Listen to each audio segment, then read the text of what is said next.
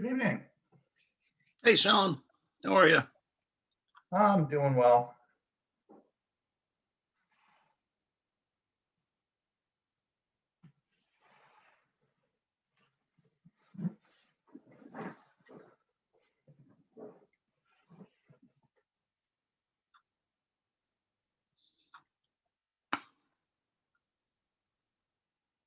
Hello, Liz. Hello, Terry.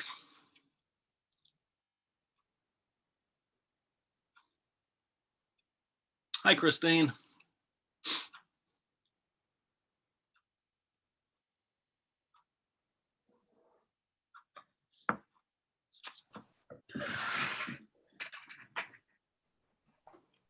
Somehow my background disappeared. Yeah, you're back in your office. Yeah, I'm back, and it's not there. Huh, None of the backgrounds are there Yeah. that I loaded. That's weird. Oh, I s- well. I just got in about 5 minutes ago. Oh, that's right. We didn't expect to see you. Yep, no, we made very good time from Boston. Me too. I'm coming from mountain biking, so you can see I've got my, I mentor these little girls mountain biking on Tuesdays and Thursdays, and I just like race to get here.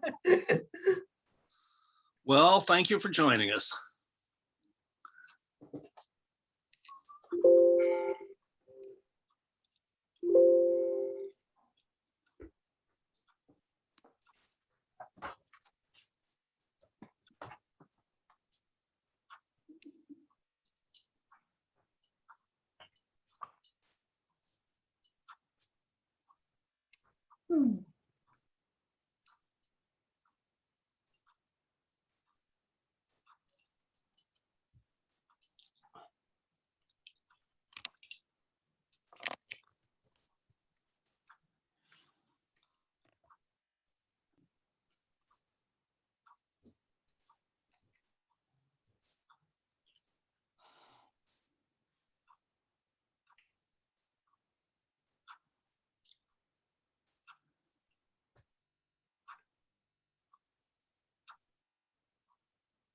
Stephanie, we're only seeing half of your head. Your chin is cut off. Because I'm trying to eat dinner. Oh, okay, sorry. I'm wolfing as fast as I can.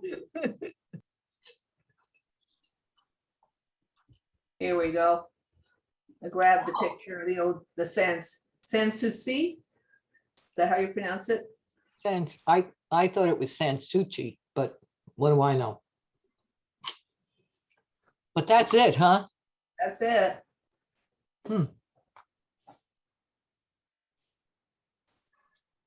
Well, Sean's got his background. Yeah, no, his is. I just grabbed one. Mine's too old to let me use a background. Yeah, and my computer could do it, but my Logitech camera apparently can't. Ah, I have a separate camera. So who knows? And I'm always amused when you say, oh, it disappeared. You know, I don't understand how this I have things happen like 50 times a day that I don't understand. Technology. I'm always in the dark. Nobody's in the dark more than I am. All right, it is 7 o'clock, and so I will call the meeting to order. Thanks to the 6 members of the public who are with us tonight. And we're just being joined by our 5th board member, so that makes a full complement. I will mute everyone and then ask everyone to join me in the pledge to the flag. I'm muting so that we don't have feedback from everybody talking who has microphones. I pledge allegiance to the flag of the United States of America and to the republic for which it stands, one nation, under God, indivisible, with liberty and justice for all.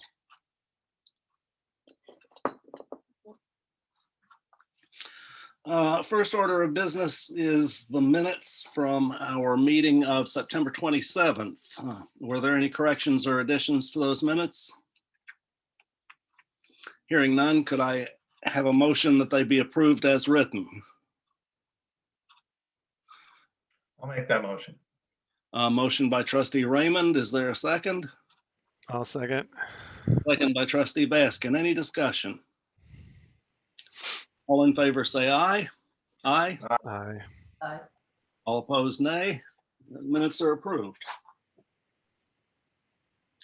Next order of business is a report from Jay Grasso, our consultant on the income study, and he was not in the attendees just a minute ago, so let me go see if he's joined us here. He's on the attendees. Okay. Yeah, there are several people who have joined us since I took the list off. There he is.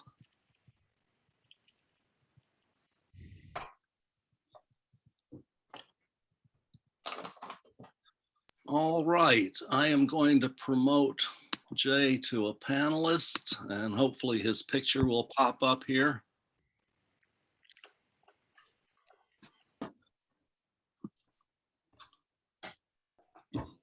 There we go. Hi, Jay. Thank you for joining us. How are you? I'm going to ask that if members of the audience would like to see Jay full screen, you can switch your view to speaker view. And if the rest of us mute our microphones while Jay is making his presentation, then we ought to all be able to focus on him. And then we can unmute again whenever his presentation is done.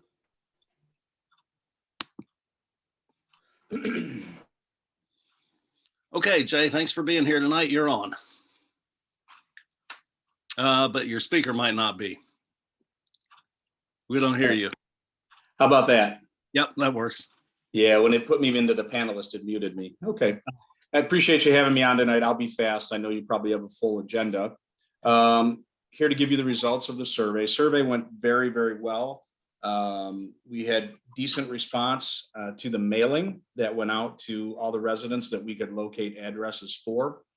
And then, as you're well aware, we went out and we did our door-to-door. We have approximately 2,100 or so occupied households in the village that we were able to locate, and roughly 600 households outside of the village that either receive water or sewer service from the village. Service area is approximately 2,700 occupied households. We had 662 responses via mail. We had another 200 responses that we were able to obtain through the various subsidized or Section 8 type housing units that you have within the village. And our door-to-door canvassing got another 330 surveys. We did a lot of door knocking. It was good door knocking. People welcomed us. They were happy to see us. No trouble, no problems. Especially once we explained that the village was looking to seek grant funding. People were really happy to see us. And there's a lot of apartments, which makes the door-to-door response go up because it's just easier for myself and staff to knock when we can go from apartment to apartment. We utilized all COVID-19 precautions in our door-to-door, and it never even came up as an issue. People were pretty good. We had a response rate of 44.14%. The minimum required is 40% for 1,000 households or more. I based that on New York HCR and CDBG, Community Development Block Grant funding, because they have the most stringent requirement. If you're looking at USDA, Rural Development, or EFC funding, they have a slightly lower threshold for households that we have to hit within the universe. So I always went with the most stringent, and that would be CDBG. For that amount for EFC, we'd be looking at 38%, and for rural development, around 30%. We take all the raw data, we analyze it. You are in the Albany, Schenectady, Troy, New York MSA region, and which for a family of four has an income of 76.5. Based on everything we were able to put together with the large amount of renters that we were able to access. And let me go back to that. Typically, renters and a transient population do not respond to the American Community Survey, which set up this data for your MSA. And they certainly don't respond to letters from the village with survey information. The only way to get these folks, as we've talked about many times, is to knock on their doors, and that's what we did. And we got a pretty high percentage, although we did go into other neighborhoods as well, where we had seen maybe a slightly lower response, just, your basic, door to door in a, regular suburban village neighborhood. So total households in the universe, about 2,800, occupied about 2,700. Those numbers come from the American Community Survey. We had 1,192 received for that 44%. The median household income for the area ended up being $45,000. Remember, median is not average, so that may look a little low, but that goes from the top incomes that we received, which is probably around 700,000, to the low, which is, maybe a little over $1,000 a month.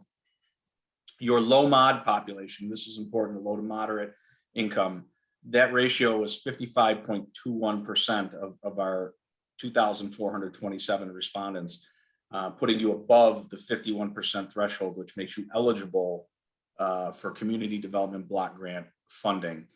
When you go down and you're looking and you see a whole lot of numbers and strange formulas there, we basically, per HCR, New York HCR, we have to come up with a number of the hypothetical people, the people that didn't respond to the survey. And there's a formula for that.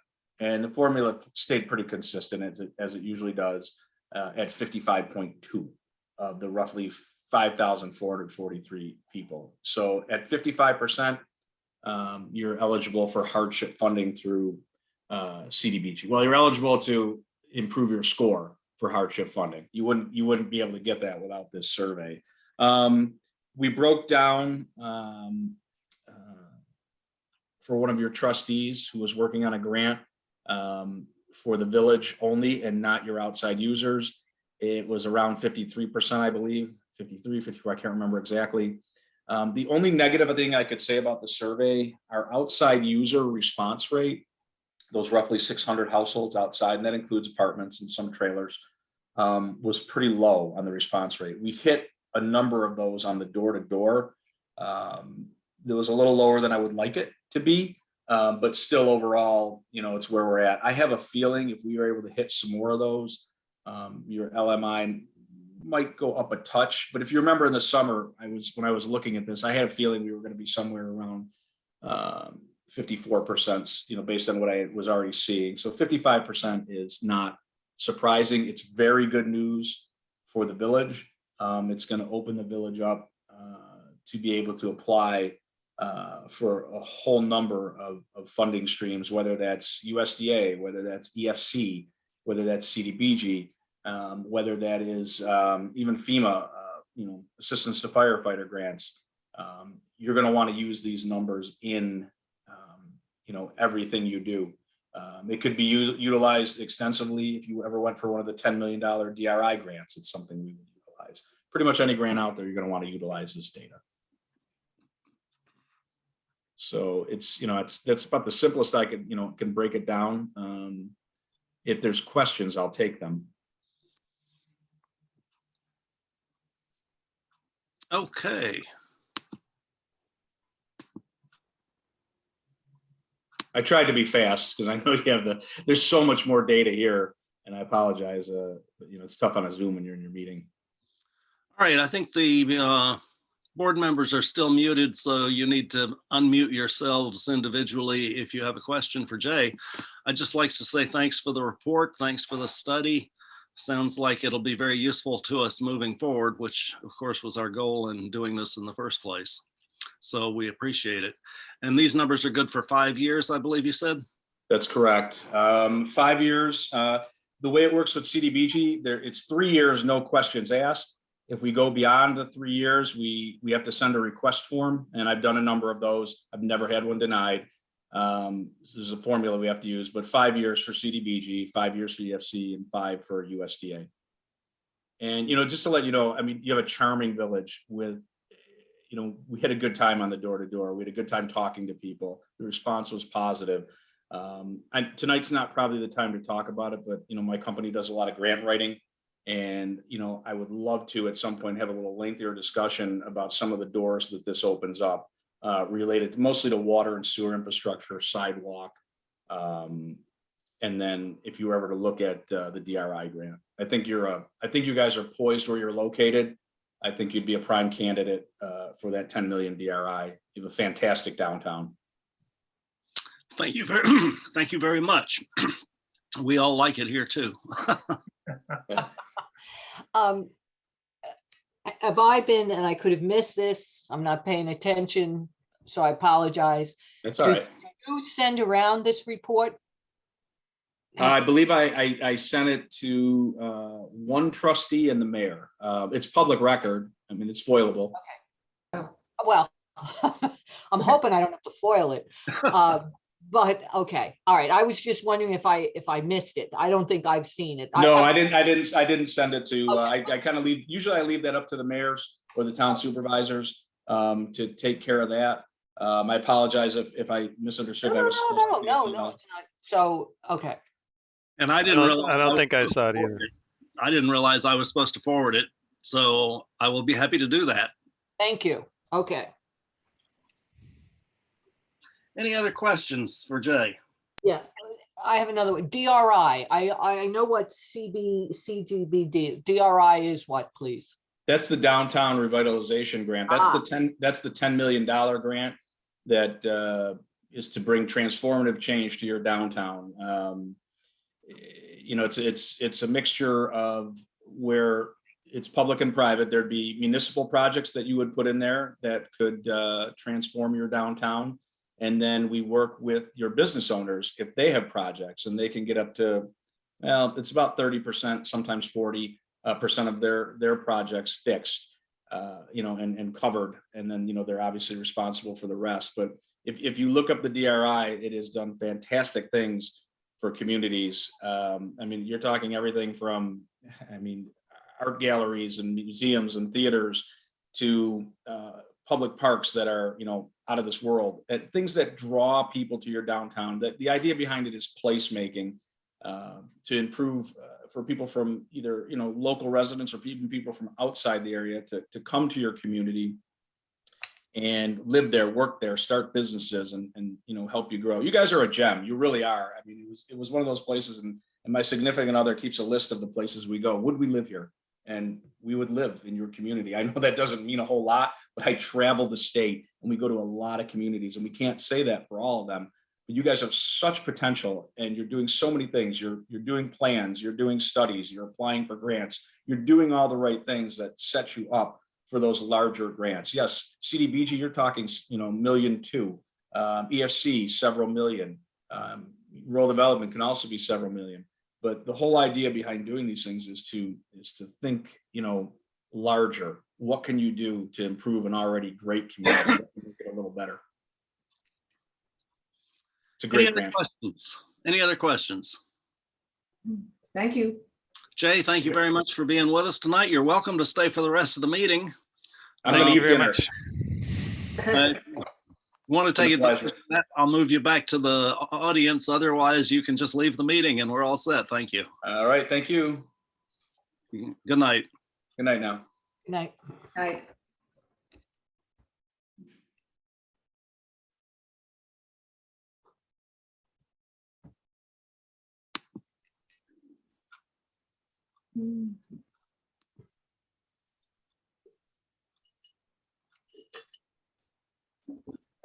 Okay.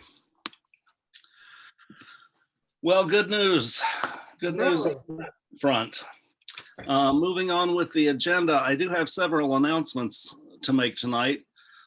First of all, the 2020 environmental report for the Knolls Atomic Power Site has been released and is available for review. We have a copy in the Village Hall. If anybody wants to look at it, you're welcome to stop by and ask one of the clerks to let you sit at the table and look at it. For the public, we have another workshop scheduled for Monday, the 18th. That's a week from yesterday. It's a workshop on village infrastructure needs. We're going to be discussing water, sewer, buildings, stuff like that. It is open to the public. It will be on Zoom. It's 7 o'clock Monday night, our regular meeting time, and I will use the same Zoom ID and password that we're using right now tonight. So you can use that same information to sign on next Monday if you want to attend that meeting. Third, as we discussed at our last meeting, I have requested annual reports to the board from all village department heads. I'm in the process of scheduling those. I believe the majority of them will be at our December and January meetings, which I think will be good timing because that's right before we start working on the budget, and we'll be more familiar with the department's activities and needs right before we start to use that information.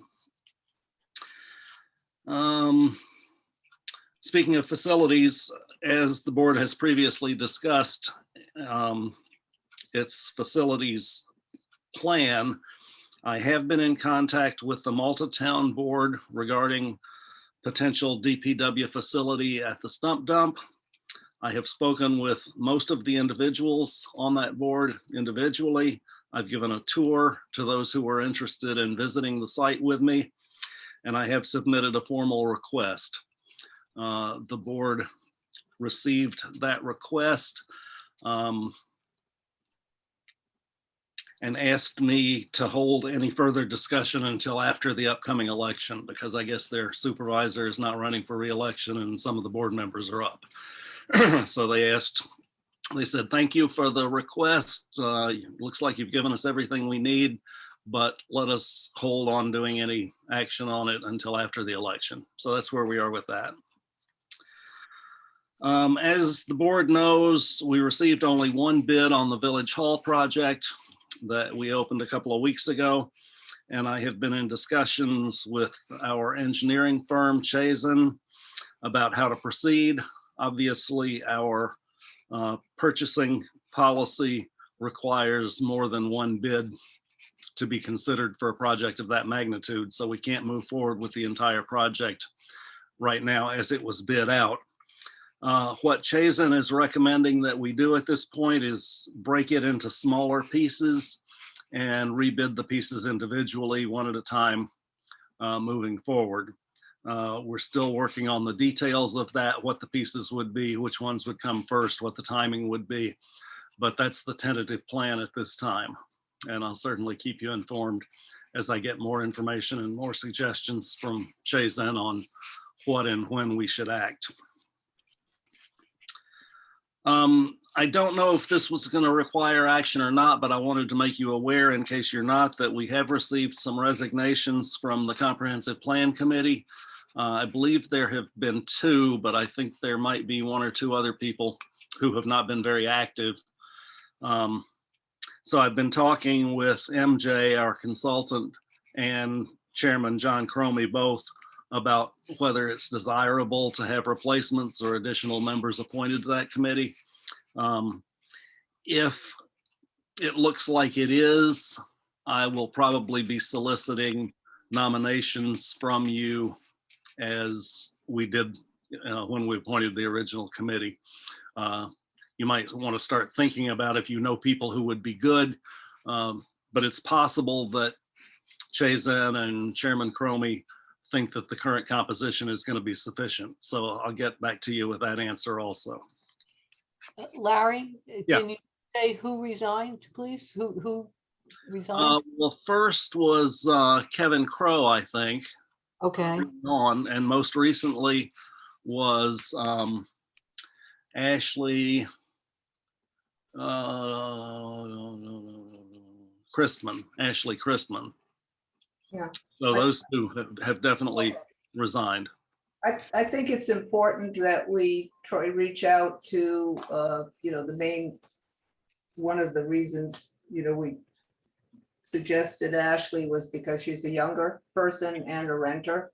And I think for, after listening right now to Jay Grasso about the number of renters we have in this village, which I think is 48%, I really think we should have somebody who is a renter and have, more younger people. I think we have with Jared Iucci, one younger person, but otherwise the profile of the comprehensive plan committee is largely us older folks, and yes, older folks have the time, but I think we should make an effort to try to find a renter. Well, start working on your list of nominees. Okay, well, we'll reach out and see if we can find somebody who is willing to serve, because we can't leave out 48% of our population. Yeah, but also what I remember hearing is that, some renters, which is understandable, are very hard to engage. So, Yeah, I think while that's something worth doing, certainly, yeah, I don't want to be, well, I I think don't want to be weighed down by guilt if we are not able to achieve it. That's all I'm saying. Okay, good.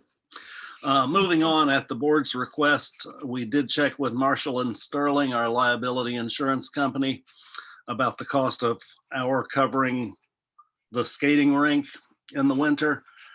We were given an estimate of $275 a year if we post the appropriate signage, disclaiming this and that, and telling everybody it's at their own risk and so forth and so on. So that's the initial estimate we got for that. We'll be moving forward with the plans for this winter shortly. And the board will need to decide whether it's willing to cover that cost or not. And that would be at Bark, at My understanding that the school district has said we can have it at the Eastern Avenue Field again this year with If no we- future guarantees if we pay the liability insurance. Okay, They have okay. always paid in the past. okay. Yeah. Yeah. All right, good. I've been asked by members of the public to announce the process for dealing with street sign issues. Apparently, there are people out there who are concerned about some of our street signs or lack thereof and want to know what to do. So in general, to request replacement of an old beat up sign or a missing sign in an area that's already designated to have those signs, that's a simple matter of reaching out to the village administrator and reporting the sign needs to be replaced or repaired. If the request is for the designation of a new area, signage of a limitation on number of hours in a row or alternate side parking or something like that, that would require board action. So that would take a request to me to bring something forward to the board.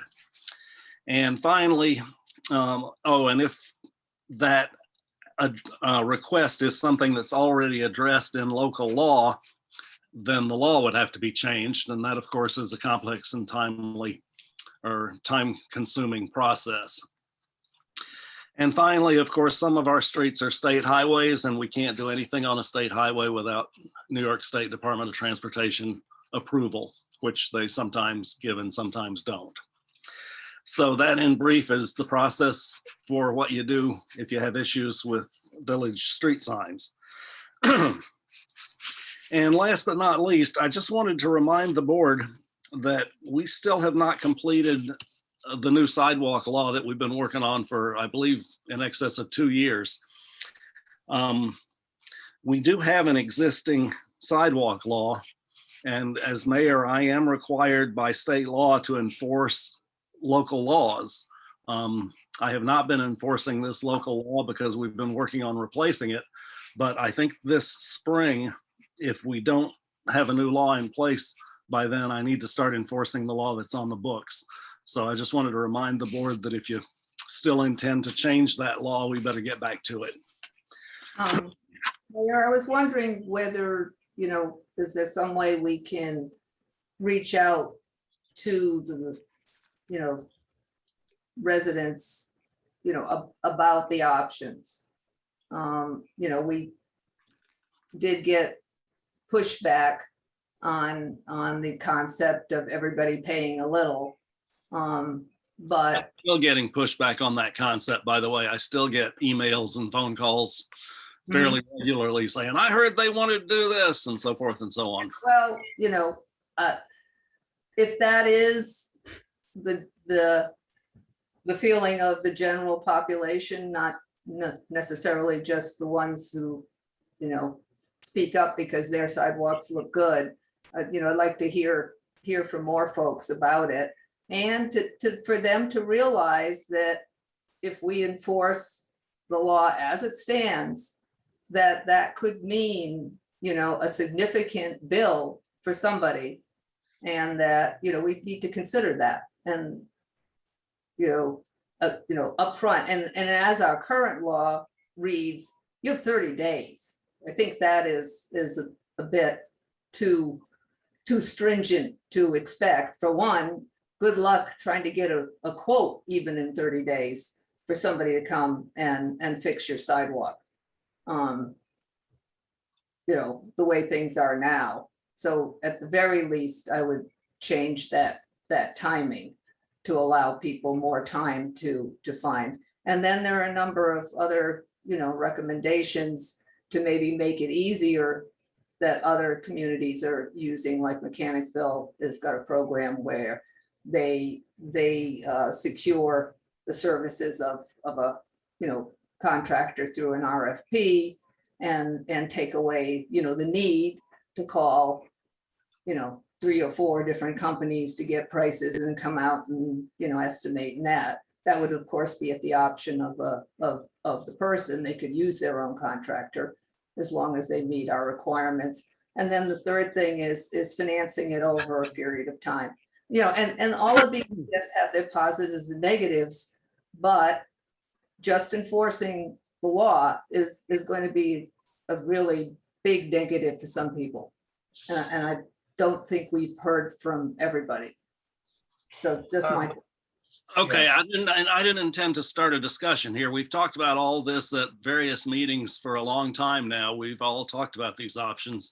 My point is simply that I'm in an awkward position in that I'm not enforcing the law as I'm required by the state law to do. So I want to be relieved of that uncomfortable position by either enforcing the law that we've got on the books now or having something else on the books to enforce. So let's put it back on the agenda and let's start thinking about it again. Okay. And with that, I'll turn it over to the treasurer for the treasurer's report. Okay. So I have quite a few updates for you. Some of them are very good. The first one that I was alerted of is the ARPA funds. It's just a general update on this. The ARPA funds, which is otherwise known to some as the COVID relief for municipalities. They extended the reporting deadline from October 31st to April 30th. Their first set of reporting. It will be an annual reporting, and all non-entitlement units will be required to report regardless of if any funds have been expended of that money. The second update I have is that we did submit our AUD earlier last week. Some of the details, I believe, are now on Open Book New York. If you wanted to type that in your website to get a more detailed breakdown or run some reports on it. I did check last week and some information is up there, some of it's not. It could have been completely updated since then. Here are some key points that I think everyone's kind of looking forward to hearing about the AUD. The general fund balance is now at a 2.3 million. This is an $800,000+ increase from last year. With that being said, the village has been able to establish and maintain a healthy fund balance for a few years now. And it is in our best interest to start creating that fund balance policy so we can withhold the village to some sort of standard and procedure when utilizing those funds. Hopefully I'll get that together soon. I am working on quite a few things right now, so once I have that, I will definitely go to the board for a review. The second fund for the AUD is the sewer fund. The sewer fund for last year was not as successful in establishing a bigger fund balance. This was due to some payroll allocations that have been since changed to be more mimicking of time spent, DPW time spent.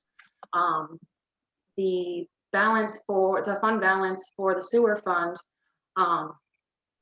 is down 37,000, which means it did have a deficit last year, originally from 88,000 from the previous year. That being said, with this new payroll allocation and new sewer rates, we should have a more hopeful year for fiscal year 2022. The last fund for the AUD would be the library fund. And the library fund has had a deficit over the past few years, but we are closing that gap. An increase of 12,000 for last fiscal year, which closes that deficit of $10,000 that's reported on the AUD. That being said, the library is funded by taxes, the tax levy. So we'll be working on to close that gap even more for this fiscal year. Moving on from the AUD, I did get some hopeful news from the New York State retirement system.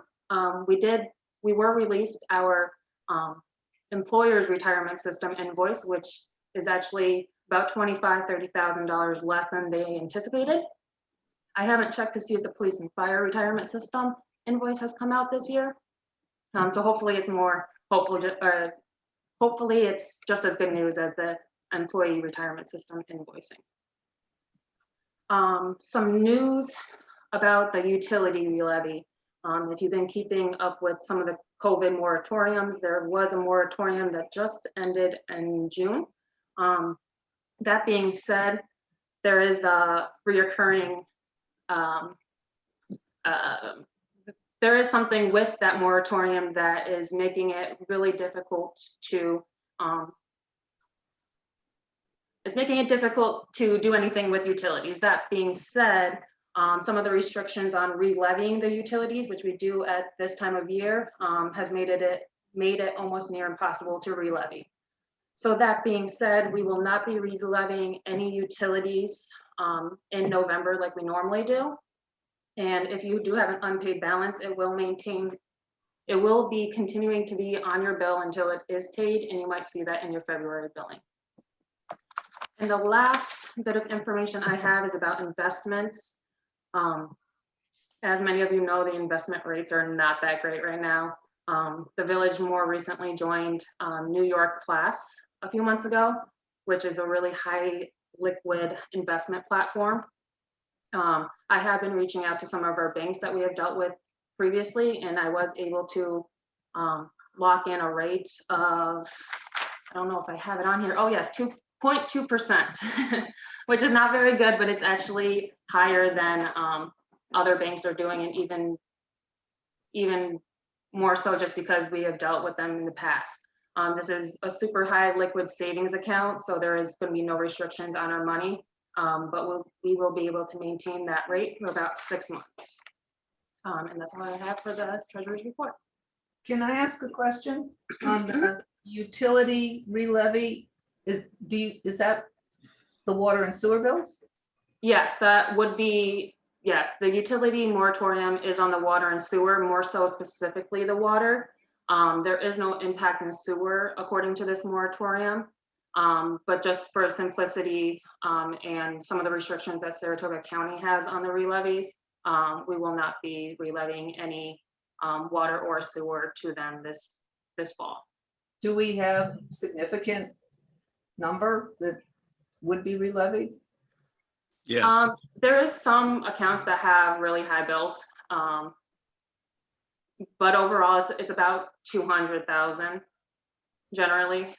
But with the restrictions that the village is required to do before re-levying, it would require notice 30 days out from the time of re-levy, which would be November 1st. And with a lot of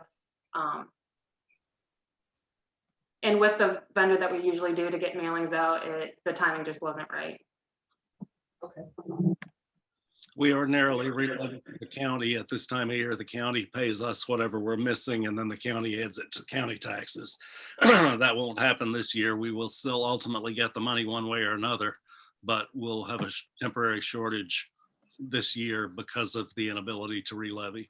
Yeah, $200,000 shortage is significant. Yes. Yeah. Why we It have a- won't impact our revenues because it's already been secured at the time of billing. It's just going to be receivable until the money's collected. So it's a cash flow issue. Correct. Okay, thank you, Treasurer Smith. Moving on to old business. The only item of old business tonight is to continue our discussion of the curfew law for minors. Last meeting, we had a straw poll of the board with the result that we did not ask our attorney to prepare a revision to that law. And members of the board asked for continued discussion tonight. So I will open that up to whoever wanted to discuss it some more. Yeah, I inquired with Chief Bush to find out how many times that the law has actually been effectively used in the last 5 years. You know, where it actually served a purpose to, you know, either have a minor be stopped after curfew because of either mischief or some sort of criminal act, or in the case that perhaps the child has a tough home life and was referred to Child Protective Services. The response I got was basically that there are no records in the last 5 years of the law being used in either one of those areas. So now the chief did say that they have obviously stopped and, you know, questioned teens that were out after curfew, but in effect, that was just more stopping and questioning, and not as a result of anything that the teens were actually doing, or in a situation where a teen was, you know, in a tough situation. So there's no data actually to support that the curfew works or doesn't work. So I believe as an interim measure, I would propose maybe we extend the time of the curfew from 10 p.m. to 12 a.m. for 16 and under. And moving forward, maybe collect data as to when this is actually being implemented. To be more specific, the chief said that they didn't really keep that kind of records anyways, which I was really surprised. I would assume there'd be some sort of shift log as to, you know, what stops they made, individuals. I thought that those records were kind of kept, but apparently they are not. So maybe moving forward, we can keep some sort of record of that just to see, you know, if this law is actually being used. Because I would say in a year's time, if we revisit and we still don't have any documentation of this actually being used to stop either mischief or criminal intent, or refer somebody to Child Protective Services, that we revisit it to see whether or not this law is just completely superfluous and unnecessary. There are a couple of things that we're not taking into consideration here. No data means no data. And a couple of reasons for that are, number one, the police don't write down every time they stop and talk to somebody if they don't do anything. Then there's no need to keep record if there's no action taken. And the second is, if there is action taken, these are by definition minors, and information about them is confidential and restricted and not available. So even if we I did, understand that, Mayor, but that's not what I'm asking for, and that's not what I asked for. You can keep track of how many times somebody stopped. You don't have to have personal information. What I'm telling you is there is nothing, no data at all. So in fact, we don't even know if this law has been even used at all in 5 years, other than the couple of instances I told you where individuals were stopped and questioned. Now, obviously, if they were just questioned and nothing was written down, then there was no mischief or criminal intent. I would say if I was an adult walking down the street and I was questioned because I was walking down the street, I don't feel that I am have to respond to that. So I'm not really sure why we're eliminating the rights of individuals based on an age range. any other discussion? I think Sean's sort of compromise of raising the hour is probably a, good solution on the interim. And yes, I mean, you can't make decisions without information. And,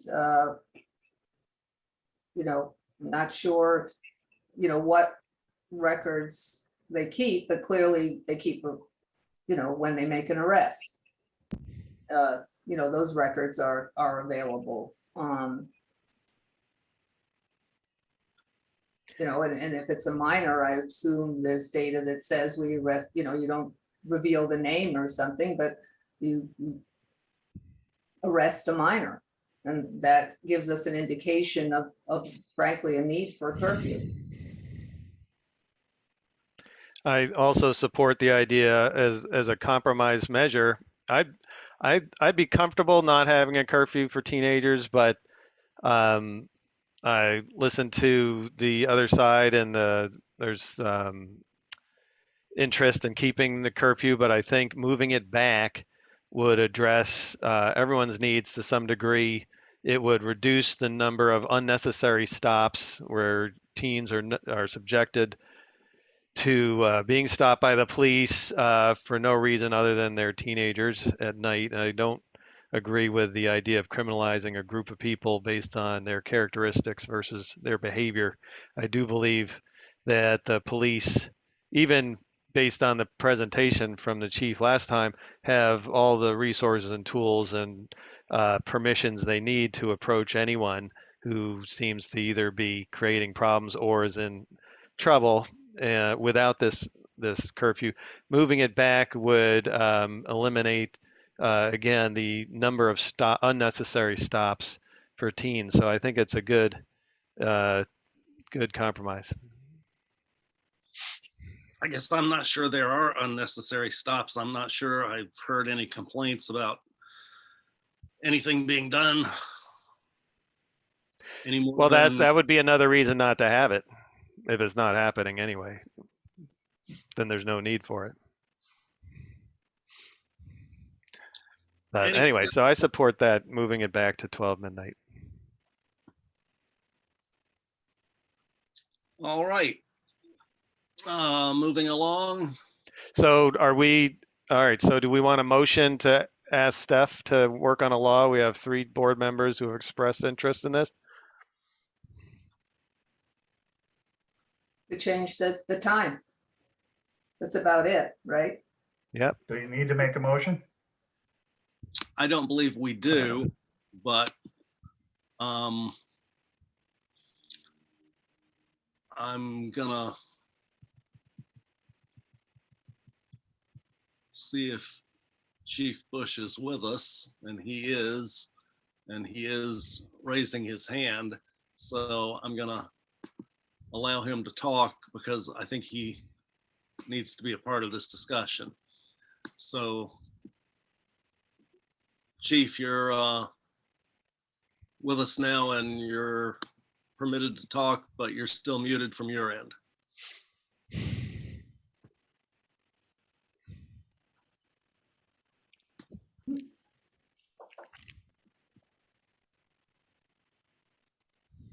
Can you unmute him?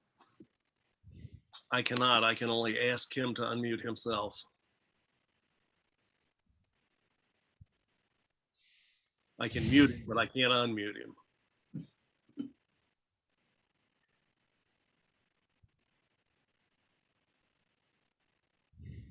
Well, I might be able to promote him to a panelist. That might work.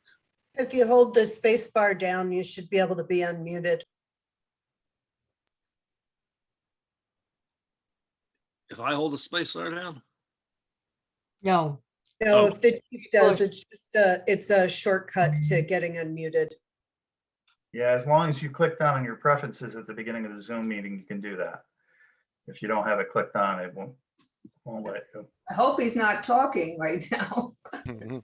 well, I think he can probably, yeah, hopefully not. You can hear us.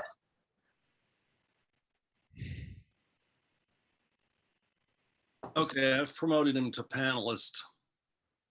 Hopefully that'll have some effect. Hmm.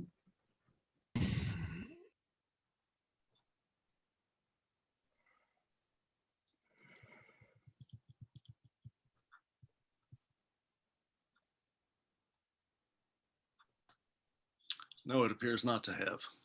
Hmm. Well, we're not going to vote on it now. Anyways, so I suppose the change is minor as far as documentation.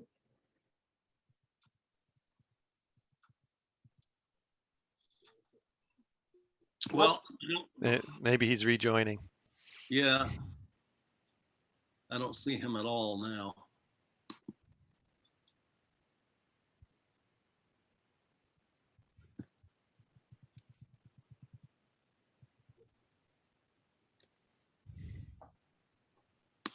Well, having been unsuccessful, and if anything changes, we can always come back to this, but having been unsuccessful in this, I would ask our attorney to touch base with the chief to get his recommendations on how to proceed with this matter. And I've heard 3 members of the board say that they would like to have the hours of the curfew decreased. And I believe I heard to midnight instead of to 10 p.m. Right. So I think that's what we've heard. And if you'll, he's back in the attendees now, and he's Still Good. muted. hand up, and I've checked. There you go. There he goes. Okay. Okay. Can you All hear right, me? you're on, Chief. Yep, we can hear you. Everybody hear me? Yes. Okay. Yeah, Sean, actually what I said in the letter was that we don't have a computer system or any type of accounting system that will allow us to pull up with the records that you're looking for. We just don't have it. In order to do that, would require somebody to sit at the computer screen for 8 hours a day just to get through a half a year. That's unreasonable to even ask. We can't do it. It's not possible. And that's what I explained in the letter. I'm assuming you got the letter. Yes. Yeah, I did receive the letter, and I do understand that there's some sort of state system that you mentioned that. Well, that's apart from the pulling of records. One, as I explained in the letter, nobody can get those records. Nobody, unless they're unsealed by a family court judge. That's number one. Number two, in order Right, for the but number of yes, stops, in order for the number of stops, it would require somebody to sit at that computer for a full day just to get even a half a year. I don't have the resources available for that. I don't have the computer system for that. I don't have the program for that. And as I explained in your letter, like you said, your son was stopped twice walking home from work. Well, that's absolutely not the truth. And I asked you if you would like to speak with me privately about this, but if you want to talk about it here, that's fine too. Well, actually, aren't you violating your own law about specifics? No, because you brought it up. Okay, well, I do know that, yes, he was out. I do think it's inappropriate for Yeah. this personal conversation to happen in this Actually, forum. it's not. Mr. Baskins, I'm not talking to you. I'm talking to Mr. Raymond. I'm just giving you my 2 cents before this proceeds well, any your 2 further, cents is that not I think, but I again- do think it's inappropriate. It's Chief not Bush, inappropriate it's because Mr. irrelevant Raymond to the brought it matter up. at hand. It's Mr. irrelevant Raymond- to the matter at hand. Chief Mr. Raymond, Bush- Talking about his Mr. record. Raymond We're brought not it talking up. about. No, two he did not individuals. bring up his son, Yes, he did. Yes, he did. not 2 now. meetings ago, Liz, he brought it up that his son Meetings was ago, but stopped not twice. at this session. Therefore, you're violating, I'm not violating anything. well, I No, checked the with New chief York is State correct. Association If someone of Chiefs of Police brings to it make up sure that in a court of law. everything I say or everything I put in writing is accurate and legal. okay. What I'm trying to make you understand, Chief Bush, is irrelevant to the matter at hand, which is the record keeping. We're discussing the record keeping. And that's why I explained We're to you. not have discussing it. individual instances. Because obviously, But my you brought son's it up, Sean. 16, he's going to be 17 in April. And so this isn't about my son, okay?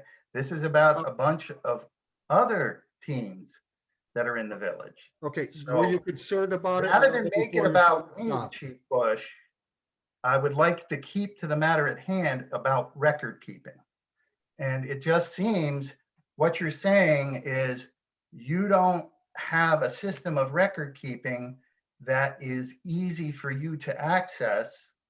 So therefore, there's no way to determine any metric regarding the police department as far as what type of stops you have.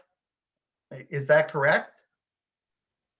Oh, no, we could certainly do Well, that. you if just want. said If you that want- there isn't Sean, anything you let me readily talk? available. Are you going to let me talk? Sure. Okay, thank you. If you want a police officer taken off the road and sitting in front of a computer screen for 8 hours to determine how many stops are made within a half a year, we can do that for you. Or even better, what we can do is maybe have this board decide that it's important enough that we have the appropriate computer systems to allow us to do what you're asking us to do. But it costs money. And I've been shot down every single year. Okay? May I ask a question? There is data that you are required to report, correct? Absolutely. The UCRs. Okay, but that does not include this records of stops. It just includes arrests, right? It is the Uniform Crime Reporting System. It is the anything that is considered a crime. Okay, The curfew is a violation or an infraction. It is not a crime. okay, but do you have the data that says how many crimes are done by youth? Yes, sure. With the UCR. Absolutely. Well, that would be useful That information. doesn't have anything to do with the curfew, Liz. It has Oh. nothing to do with it. Well, again, my thought the understanding reason from your for letter, curfew- and I may have misunderstood it, Chief Bush, was that you just didn't have records, period. No shift logs, no nothing. So that's based on your letter. Now, if you're referring just to the curfew, and it sounds moreover, you're referring to infractions. So what you're saying is we currently have no metric to determine how many infractions occur and are addressed by the police village department. Yes, we do, but we don't have any method to determine the specific infraction. Like you're talking about the village ordinance of the curfew violation. No, there's no metric to, there is, but again, it's taking a person sitting in front of a computer screen for days on end for the 5 years that you're asking for. It's So, just impossible. And I understand that. And that's why, as part of this proposal, I said moving forward, So, potentially we could develop a system simply as a spreadsheet with the different ordinances. Yeah, And then each officer at the end of his shift just fills it out. That way it isn't a Sean, huge chunk of time. Sean, we had a case the Monday morning at 12:30 in the morning with a 14-year-old on Saratoga Avenue. We brought him home to his mom. His mom said, "I went to bed and you were in bed. What are you doing out?" Okay. We sent this child home safely. He got home safely. And that's the whole point here. This is what is so frustrating to me. My job is to make sure that these children are safe, that they get home safely. I don't care about arrest. I don't care about charges. I don't care about any of that stuff. I care that a child is brought home safely. This mom had no idea that her child was out. Now, if you want that record, I'll give you that record because that just happened the other day, Monday morning at 12:30. But can you you please see- explain the difference with having the law versus not having the curfew? Could you have approached that 14-and-a-half-year-old and resolved the situation safely without the curfew? A probable cause, Ben. Do I have probable cause to approach this person? Yes or no? I mean, with this ordinance, yes, I do. Without this ordinance, no, I don't. I Well, need probable cause in order to contact an individual.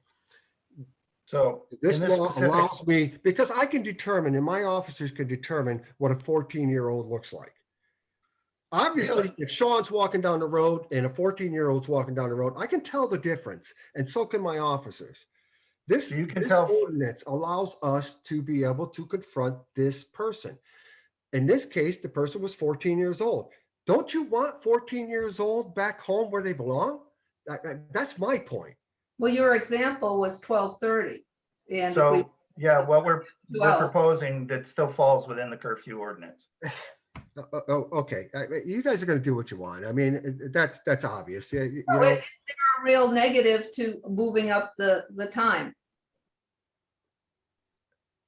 well, do you think a 14-year-old should be out at 12 o'clock at night or 11 o'clock at night? Especially when mom doesn't know when he's out? They shouldn't be out at 10 o'clock, but I'm very frustrated by this because I have 30 years here in this village of enforcing this particular ordinance, and it's been nothing but a positive for the safety of the children of this village. If you're going to change it, if you want to do away with it, that's on you guys. That's totally on you guys. I get it. I get it. You don't like that your son was stopped. And hey, As I told you, Chief Bush, my son in a few months is going to be 17, so this is irrelevant. well, you're the As- one bringing it up, Sean. Well, I brought it up because I found out that this was happening, and I also found out through the grapevine that a lot of other kids were stopped too. They And- were because there was a lot of kids in that same group. Right, and whether there's 1 or 5 or 10, if they're not doing any mischief or criminal activity, I'm not sure why it makes a difference. Okay, well, listen, in any case, the bottom line is, do we get a child home safely? Was your child home safely? Was anybody charged? Was anybody mistreated? Was anybody, harassed? No, they were told about the curfew ordinance, and they were told that they should probably go home. That's pretty reasonable. Right, and that may have occurred with or without the ordinance. They may have, actually, I could say probably with good confidence, they would have made it home safely with or without the ordinance. Okay, in one of those instances, we were actually called for police intervention. So that was coming from a citizen of the village who called dispatch and said, "Would you please come and check this group of people?" And then you absolutely now have probable cause because somebody called. That's absolutely right. But why should we rely on the? Listen, if I see a 14-year-old who I believe or assume is a 14-year-old on the street at 12 o'clock at night, I have a concern for that child.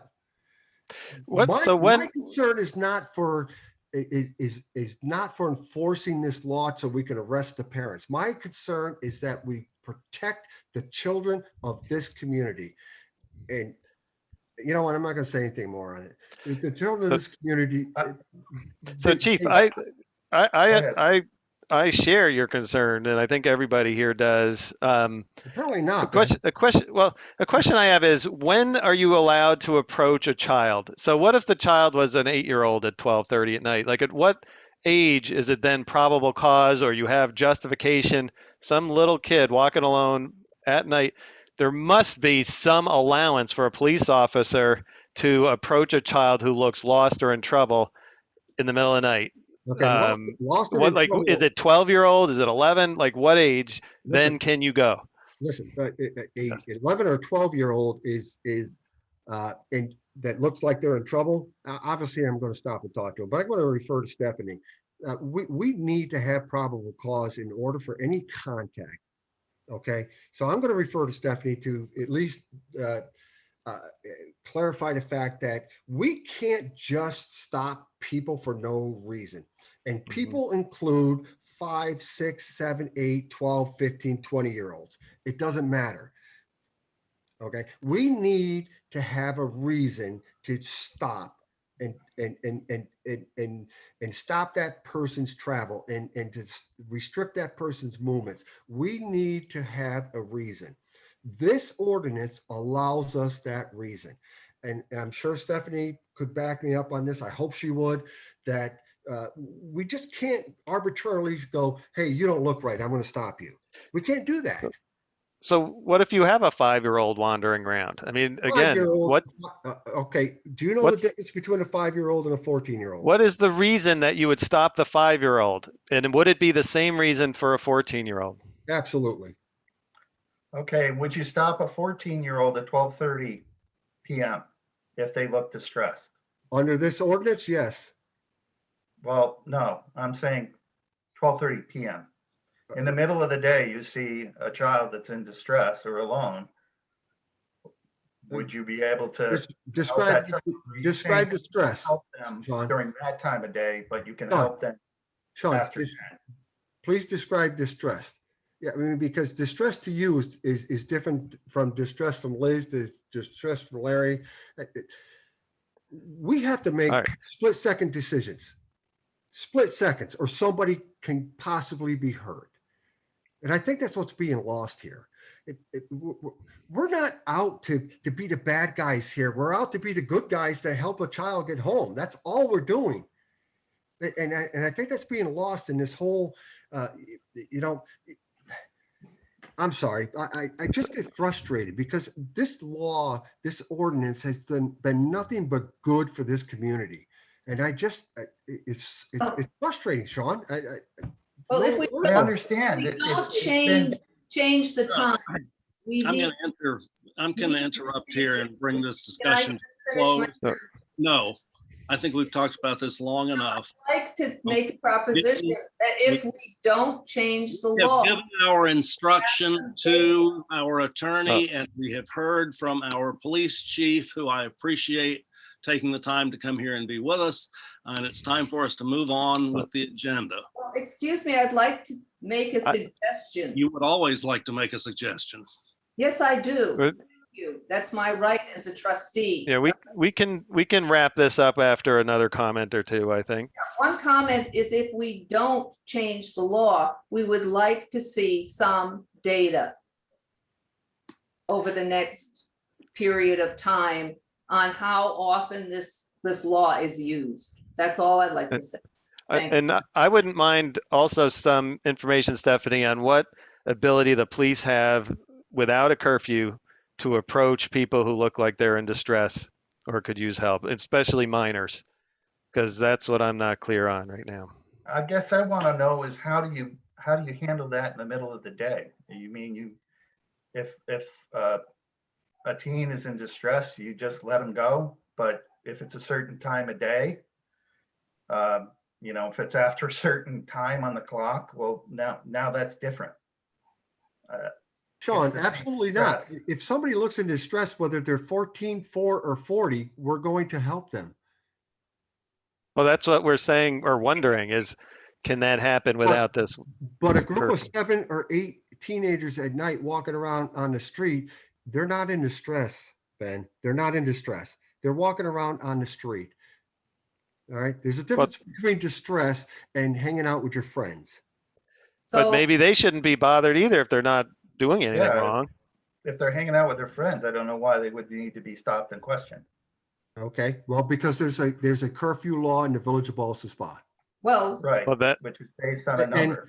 but And they're not doing anything. So Yeah, that they they are. sh- Yeah, they are, Ben. They're breaking the curfew law. well, that's why we're talking about the curfew, because if the only thing they're breaking is the curfew, then and they're not bothering anybody or doing anything wrong other than that, then maybe the curfew needs to be changed. And the question Okay. is, how do we You promote? explained to public that mother of safety? the 14-year-old that we brought home. No, that's a just different that issue. No, it's not a different issue.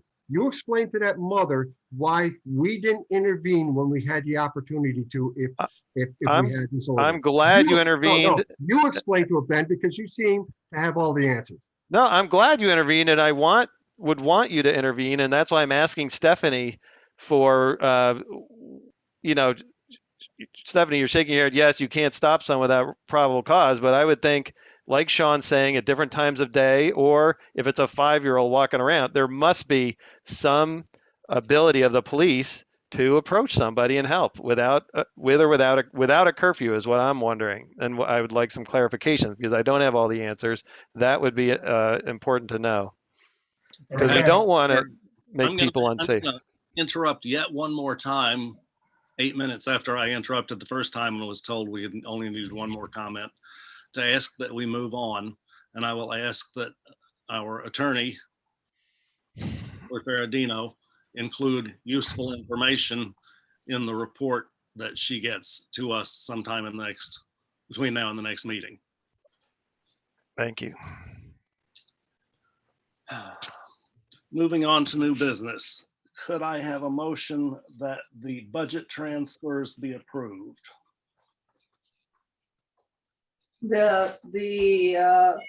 yes, I have an issue. If it's the budget transfers we were sent, have they been changed or not?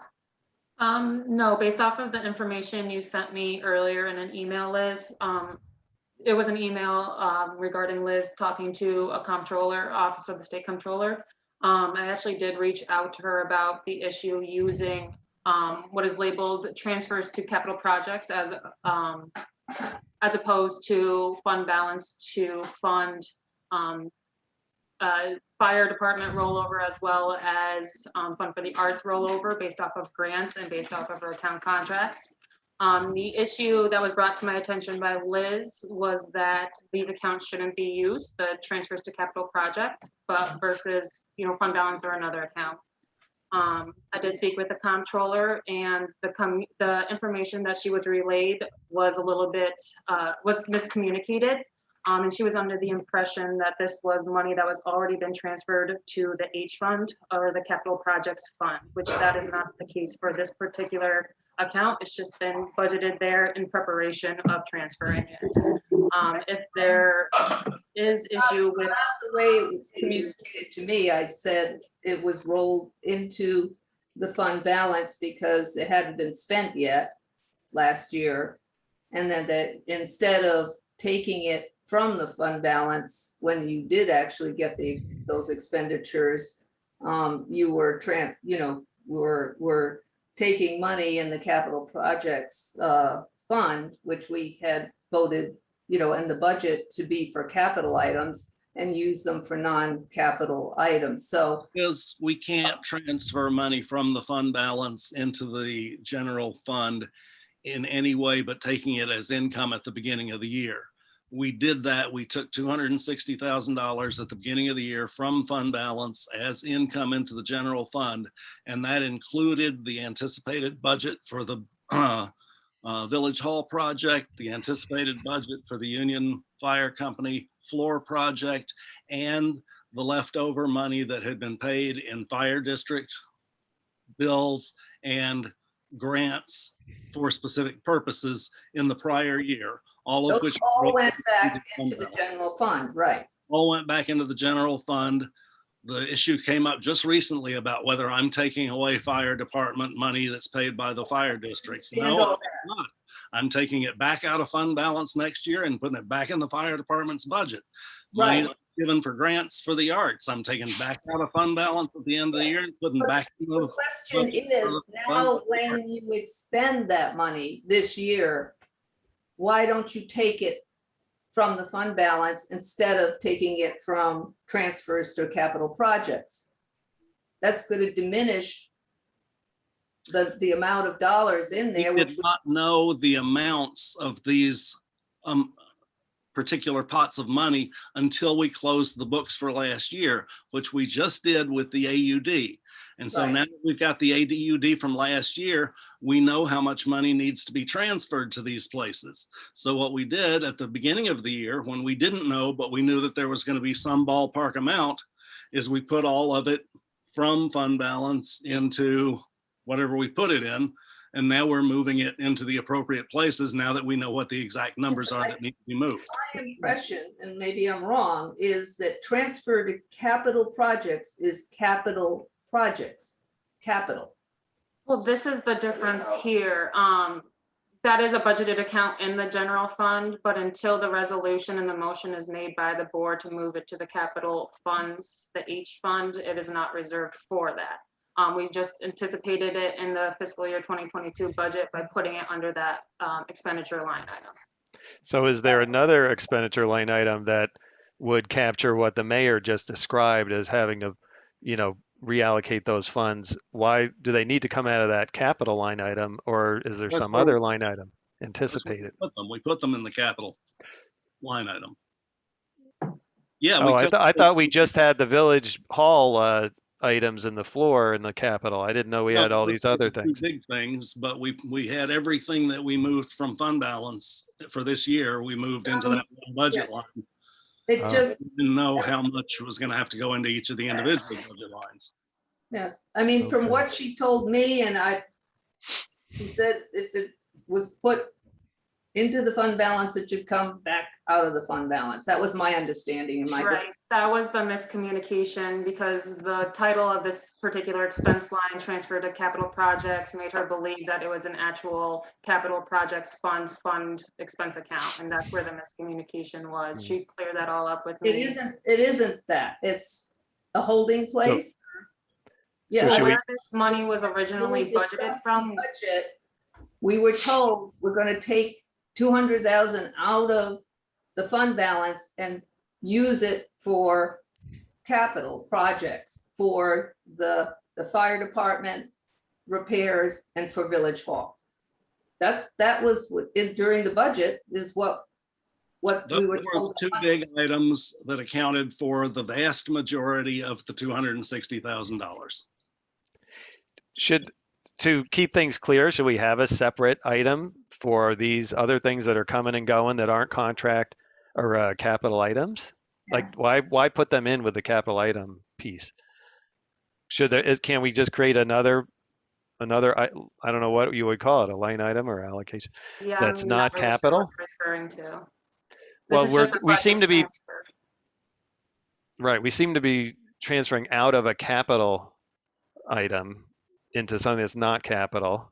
And is there a way to avoid doing that just to keep things clearer and It's cleaner? a semantic argument because this is not a capital line item. It's just the name of That's what we labeled it. within. Maybe we the- should change the label then. Well, this is a comptroller's regulation label. This account particularly is used for budgeted money that we anticipate when we're creating the budget to move to a capital projects for anything that could be any expense, honestly, over any period of time, preferably over several years. So That's capital what or that- non-cap, so it could be non-capital too. Correct. Correct, Okay. but usually it's a large expense that happens over the period of, multiple fiscal years, and that's why it's labeled that way. Also, can I ask why there's a positive on the from account? Yeah, so with the fire department's rollover amounts. What I did was I took the balances that remained after what was utilized in their expenses for fiscal year 21. EML actually had a negative overall fund or overall balance against their department. I did correlate with the fire police, and he did want that to reflect in their budget rather than in EML's budget rather than the fire department as a whole. The whole number as itself still stays. So we just wanted to reflect that deficit in EML's department budget for fiscal year 21 by reflecting it as a positive or a negative in this case, because it is decreasing EML's, but actually increasing the fire chiefs. Talked to said an alternative would be if we get like grant funds is to put it in an account where it's dedicated for that purpose. That would be moving it to the H fund, the capital projects fund. Two things that would have to qualify is a large expense, preferably over $100,000, and it would have to range over multiple fiscal years. This one was a $5,000 grant, and then the fire department's is just a reoccurring expense We or can't- revenue. There is no other line to put smaller amounts like a grant that's not for capital? Not necessarily, no. Okay, all right. Now that we've finished our discussion, could I have a motion? I will that make motion. that motion. Thank you. A motion by trustee Fitzpatrick, second by trustee Raymond. At this point, I would ask if there's any discussion. No, we've had it already. I know, and that drives me crazy because I think there should be a motion on the floor before we have discussion. Sorry. All in favor of the motion, say aye. Aye. Aye. All opposed, nay. Transfers are passed. Could I have a motion that Union Fire Company be authorized to hold the annual Thanksgiving dinner on November 25th with preparations beginning November 22nd? Sure, I'll make the motion. Motion by trustee Baskin. Is there a second? Second. Second by trustee Raymond. Any discussion? Hearing none, all in favor say aye. Aye. Aye. Aye. All opposed, nay. Motion carries. Could I have a motion that Jeremy Cook be added to the rolls of the Ballston Spa Fire Department and Union Fire Company number 2? I make that motion. Motion by trustee Fitzpatrick. Is there a second? I'll second it. Second by trustee Cormos. Any discussion? Hearing none, all in favor say aye. Aye. Aye. Aye. All opposed, nay. Motion carries. Could I have a motion that Michael P. Quinn be added to the rolls of the Ballston Spa Fire Department and Eagle Mat Lee Fire Company number 1? I'll make that motion. Motion by trustee Cormos. Is there a second? I'll second. Second by trustee Baskin. Any discussion? Hearing none, all in favor say aye. Aye. Aye. Opposed, nay. Motion carries. Could I have a motion that Henry Witecki be removed from the rolls of the Ballston Spa Fire Department and the Eagle Mat Lee Fire Company number 1? I'll make that motion. Motion by trustee Raymond. Is there a second? I'll I'll second. second. Up. Second by trustee Baskin. Any discussion? Hearing none, all in favor say aye. Aye. Aye. All opposed, nay. Motion carries. Could I have a motion to purchase remote video equipment, including smart TV, laptop, computer, camera, and accessories to allow remote attendance at in-person meetings at a cost of approximately $1,300? And that money was not in the budget. And I asked the treasurer to find a line to charge it to, and she's charging it against the trustees equipment line, 1010.4. And this, of course, is the equipment that was requested by the board at multiple past meetings to allow people to participate in in-person meetings without having to watch them on Facebook. Is there I'll a make the motion. motion by trustee Baskin? Is there a second? I'll second it. Second by trustee Cormos. Any discussion? I was wondering why this kind of expense wouldn't come out of that capital line. It's not large enough. Right. Any other discussion? Hearing none, all in favor say aye. Aye. Aye. All opposed, nay. Motion passes. Could I have a motion that Eagle Matley Fire Company #1 be authorized to utilize the firehouse on October 16th and 17th for a fundraiser? I'll make that motion. Motion by trustee Fitzpatrick. Is there a second? I'll second. That was trustee Baskin, Yeah, Yes, and I Sean. seconded it. trustee Raymond. I was paying attention to something that was going on elsewhere on my screen. I'm sorry. Any discussion? May I ask who the fundraiser is for? For Yeah. the fire companies themselves? No, it's a fundraiser to help village clerk Terry O'Connor afford medical treatment. Oh, okay, yes. And if anybody hasn't bought tickets yet, tickets are available. It's a chicken dinner, barbecue chicken dinner to help a worthy cause. Mhm. Any other discussion? All in favor, say aye. Aye. Aye. All opposed, nay.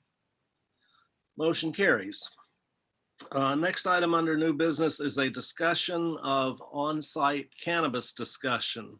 For the background of anyone who may not know, the consumption and possession of small amounts of marijuana is legal in New York State currently. The village has no control over that. That's not a local law, it's a state law. The village can, however, opt out of allowing dispensaries, that is, businesses that sell marijuana-based products, and or can opt out of allowing businesses that include on-site consumption of those products by local law. And if the village chooses to do either one or both of those things, it must pass a local law by December 31st. If we do not opt out of either of these things now, then we cannot opt out in the future. If we do opt out now, then we can opt back in at any point in the future. We previously discussed this briefly at one meeting, and I believe everybody was in favor of allowing dispensaries in the village.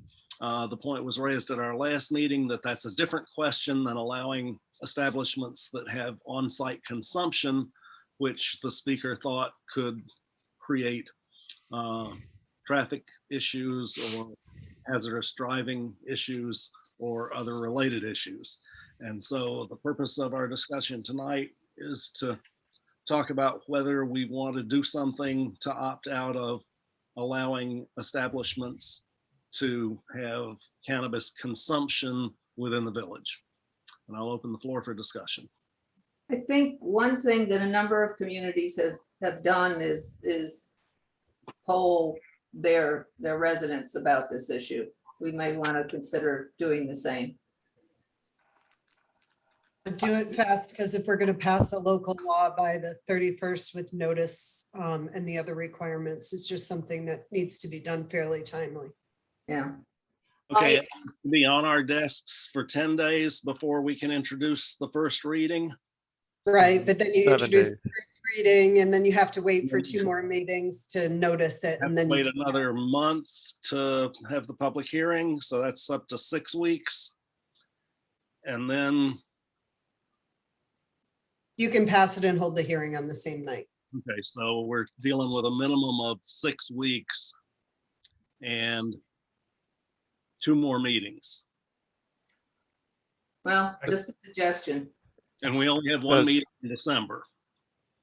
So we've got, and we're not gonna have anything done by the next October meeting. So we've got 2 meetings in November and 1 meeting in December to conclude. So that really does, I think, limit the amount of extraneous stuff we can do in addition to the requirements of actually doing the law. But we will have a public we have a public hearing though. So there will be the opportunity for folks to come to a public hearing if either way we go, right? Correct. Yeah, that's at the very Only end if we though. opt out. Yeah, we don't have to have a public hearing if we don't opt out. Only if we opt out do we have to have a local law that would require a public hearing. That's a little troublesome because there may be people who want us to opt out. And if we decide to stay in, they don't get a voice. Well, at least one of them showed up at our last meeting and spoke. Right. I was hoping for a little bit more of a general, Yeah, one person does not make a movement. No. I like the idea of, in general, trying to get more public opinion to inform our decisions. And I know the schools have started this with a system of parent surveys, and town of Ballston has this. I know timing's an issue, but maybe we can work on that. I don't know if the administrator can. I'm willing to research options, something like MailChimp or something. We have a list of email recipients the village does. Do you know how big that is or what percentage of people that represents? It's about 200 and change, and there are people who have specifically requested to receive monthly email updates from me. So it's not a list, and I promised them these things would be infrequent. So it's not a list that's for general uses right. like this would be. But I would be also, we happy don't to know. suggest that I could put a public hearing on our next agenda and we could advertise it as a public hearing on this issue. Just because we don't have a local law to consider doesn't mean we can't hold a public hearing.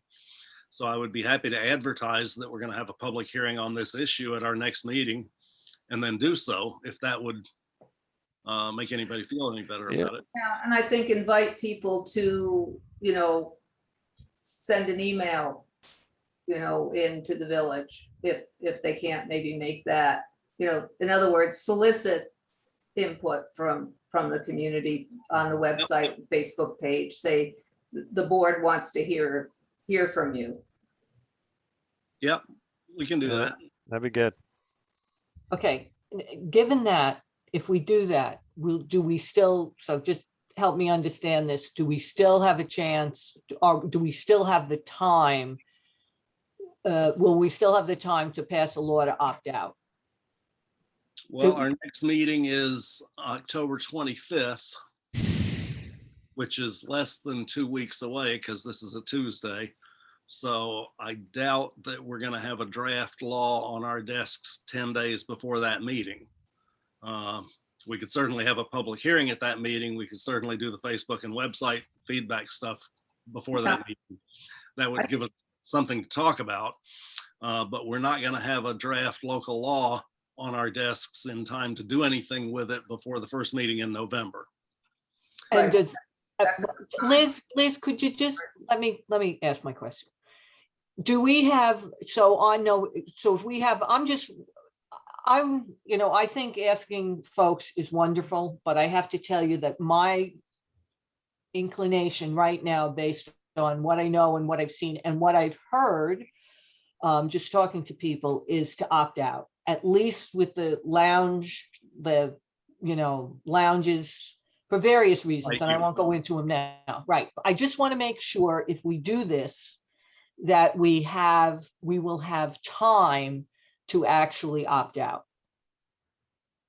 Because if we're not going to have time to do that, I think we are better off opting out. If we can opt back in at some point, we're better off, opting out. And, if people come to us and say, okay, you did the wrong thing, I really think we should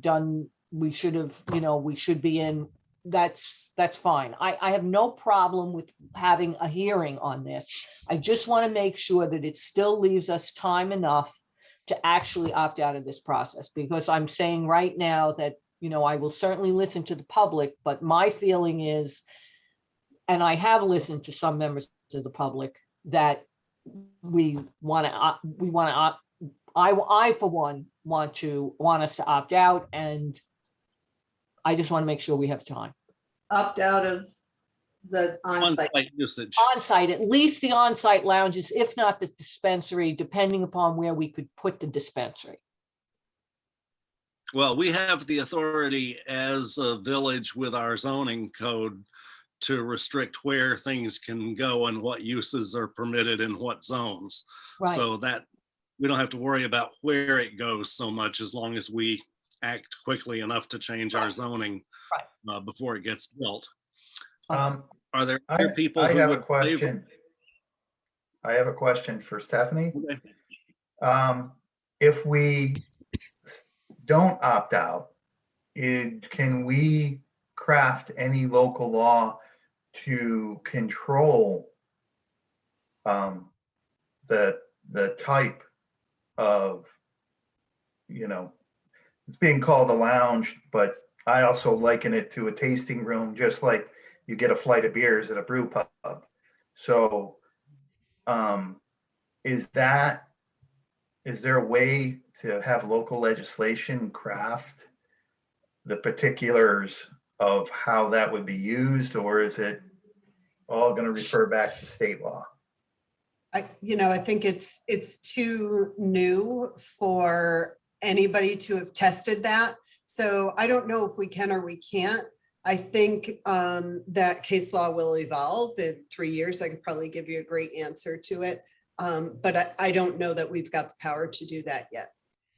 Yeah. Which is one of my feelings about why, I'll say this and then I will be quiet, why we might want to opt out. I think we might want to see, given how this is, how it goes in other communities. Well, we can look at I can give you Massachusetts. data from Colorado.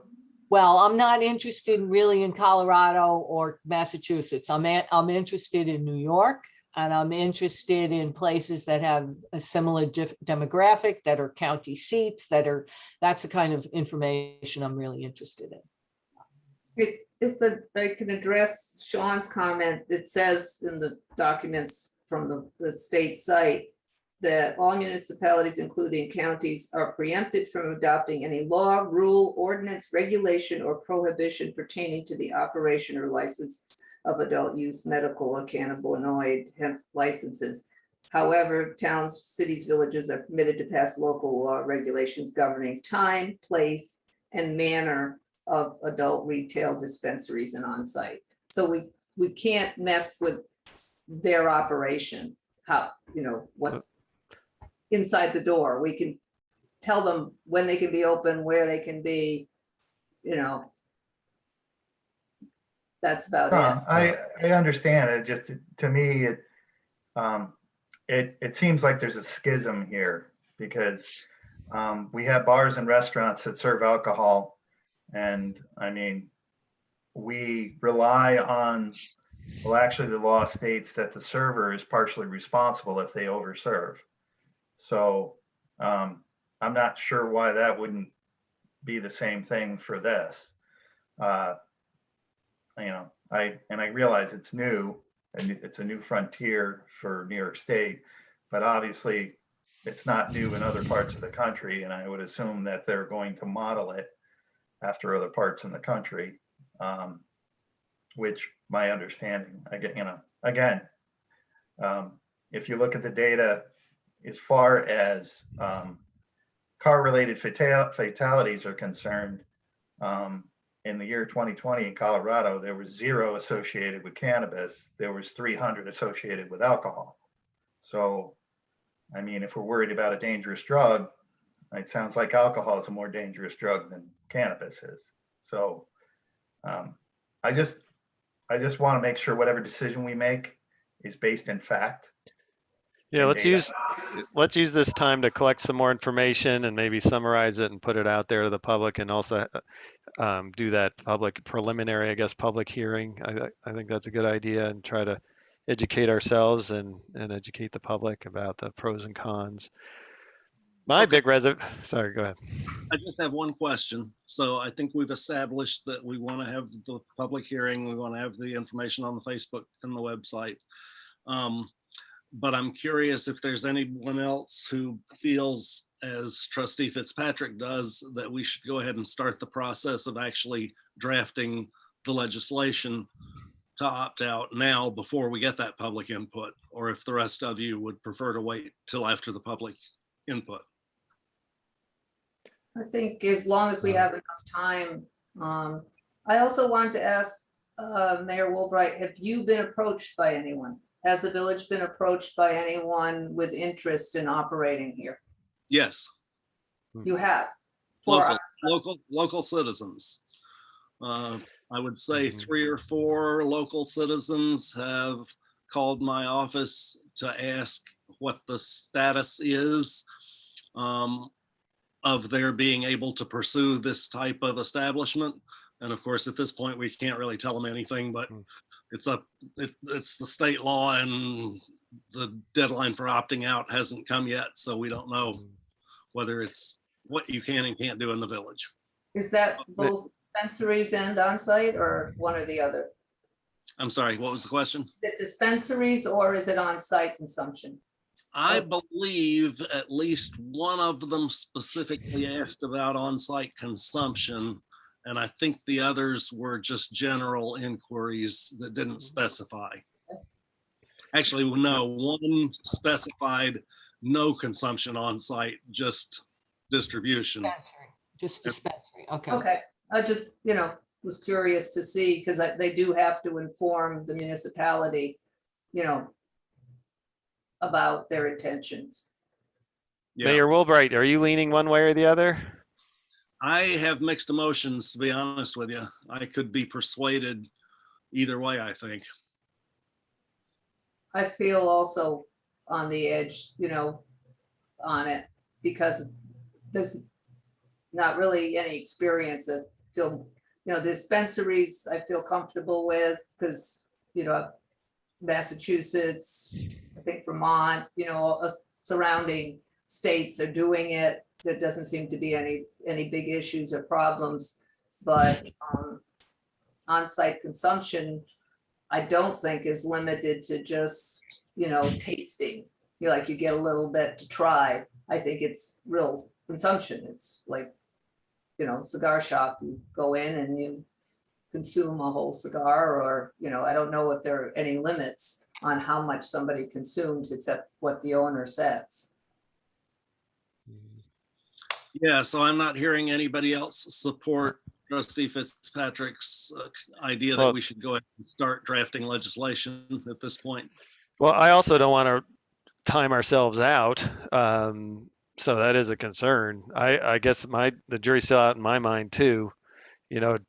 I just don't like if we already had marijuana dispensaries, but we didn't have bars, I'd have the same concern. Like, oh, do we want more, drunken high people walking around our downtown? It would just be, it's just more of something that may not be socially conducive to this village. But Yeah. but I don't know that it should be ruled out. But I don't want to draw a conclusion right now. So it'd be great to get more information, but not in a way that eliminates the possibility of opting out. How much work is it for Stephanie to draft that? I mean, I don't want to have her do something and then we decide, not to opt out and don't want to use the resource if we don't have to. I was looking at the calendar for timing, and if you want to wait until the 25th, I will block time in my schedule that week so I can get you something that will be on your desk. Schedule the public hearing at the meeting on the 8th of November, which gives you 2 meetings to determine whether you want to vote on it or not. Okay. So you'll have it on our desks 10 days before the meeting on November 8th. And then 30 days after November 8th, we can hold the public hearing and the vote. You can do the public hearing. You can, if you notice it the day after the 8th. So on the 8th, you make the motion. On the 9th, you notice it for the following meeting on I think it's the 25th. Yeah, you don't need a whole month to notice the public hearing, right? Correct. And I think the aging process is 7 days, rather not 10. 7 now. Yep. Yeah. Because we passed a law that allows me to email it to you. Okay. Yeah. So on the 8th, you could schedule the public hearing for the meeting on the 22nd, which allows you to either have the public hearing and vote on the 22nd, or just have the public hearing and hold it off until the following meeting for vote. Okay. Yeah. So that's what I'm hearing that we want to do. So I'll do the Facebook and website stuff, and we'll have the public hearing on the 25th at our next meeting. And then based on the results of that, we'll move forward starting at the next meeting on November 8th. All right, that brings us to the consent agenda, and for the second meeting in a row, there are no items on the consent agenda. So we will move on to trustee liaison reports. Any trustee have a report for us tonight? Just one thing, after about 6 months of trying to find a vendor who could handle our Bishop Suite in Wiswall Park, I finally got a quote, and I'm going to, have the Park and Tree Board next Tuesday review it, and then potentially make a recommendation on what we can do. I think the timing is good. The car show is over. We could, take some action potentially in the fall and spring, and then, be able to use the park, come when farmers market opens up in June. So if we don't do it sort of now in the fall and spring, then we lose another whole year. Because So you want to give us a hint about what the quote was? the thing is the quote was rather expensive. It was about $2,500 per treatment. They were 2,500, Liz? 2,500, which would be, but it's the same firm that's doing our tree inventory. And they, would first cover the areas with the weed, with, would hack all the vegetation down and dispose of it properly without it spreading everywhere. And cover those areas with black plastic. And that would, in the spring, would kill some of it so that there would be less, and then that would be followed probably by a chemical treatment in the spring, and then potentially follow up in the summer to again to spot places where it keeps popping up, which that weed does. If you do it without chemicals, it can take years to, you'd have to leave it covered, and that, we're going to discuss it at the Park and Tree. Potentially, maybe we can use volunteers, but that requires coordination and gathering volunteers to do that first step. So, And you're coordinating with the treasurer in terms of the number of quotes we need for the magnitude of the project and so forth and so on. well, it would be a total maximum of a little bit more than 7,500. I think that falls under our requirement for multiple. We would need to get at least another quote on it, just to make sure that we're getting best deal for our price if it falls under that range. I have been, as I said, attempting to get quotes. One other firm, which looked like they were going to give me a quote 2 days ago, called me and said, we're not quoting it. I've called every landscape firm there is, and this is not something, Would you Right, just we be able don't to have give to me do a, the part of it in a public meeting. We can move on. I just wanted to. we'll talk about it next time. So any other liaison reports tonight? I guess the only thing I would have to say is obviously the fall colors are happening, and soon all those leaves will be dropping. And Mayor, I believe when we passed the law that you can decide when we start picking up what weekend we're going to do. Are we still looking at like starting leaf pickup mid-October, or will that be later October? We're supposed to do the paving today, tomorrow, and Thursday. And then there's always some tidy up and finish work that has to be done, but I'm anticipating that the paving will be done certainly by early next week, except for Saratoga Avenue. And as you know, they're still working on the sewer lines down there. So we can't pave that until they cover in the holes on the new sewer lines, but they're getting close. I think they're right up to the last connection. I went by there today. So I expect that should be paved next week also. And after the paving is done, we'll be on leaves. So yeah, I would say we're probably talking about maybe the 20th or so. Okay. But certainly there aren't quite enough leaves to start raking yet, I don't think. So it'll probably be another Not week. yet, but you know how it happens fast, and then people And are by the anxious time to people do are it. really raking, I think it'll be close enough to pick up time, except for on those streets that are still having paving work going on. Right. So I think we're there. Any other liaison reports? Just wanted to thank you for getting a quote on the ice skating rink. That'll, I think, be very helpful for this year, and the schools will be happy about that. And Kathy Lee at BAC wants to form a committee to look at the ins and outs of moving it to her spot for the following year, and just a lot of different components to that. Right now, they're having some staffing challenges anyway, so it'd be hard this year to do. So this year, if we can settle it in at BARC this final year, that would be very helpful, and then plan to move it for the following year. Okay. Thank you.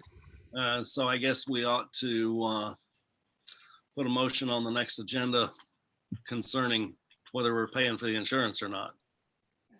Thanks. That would be great.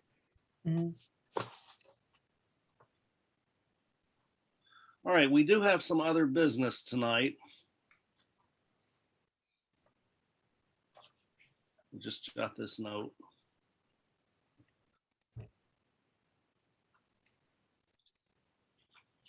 Trustee Cormos had initially asked for a discussion of sanitary sewers, but she deferred that given that we're having an infrastructure meeting next week, so we no longer need to discuss that. Can I ask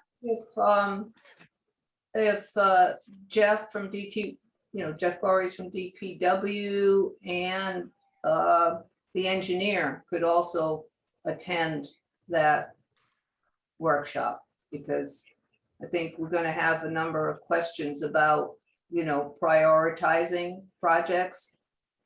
And it would be very useful if both of those parties were at the workshop.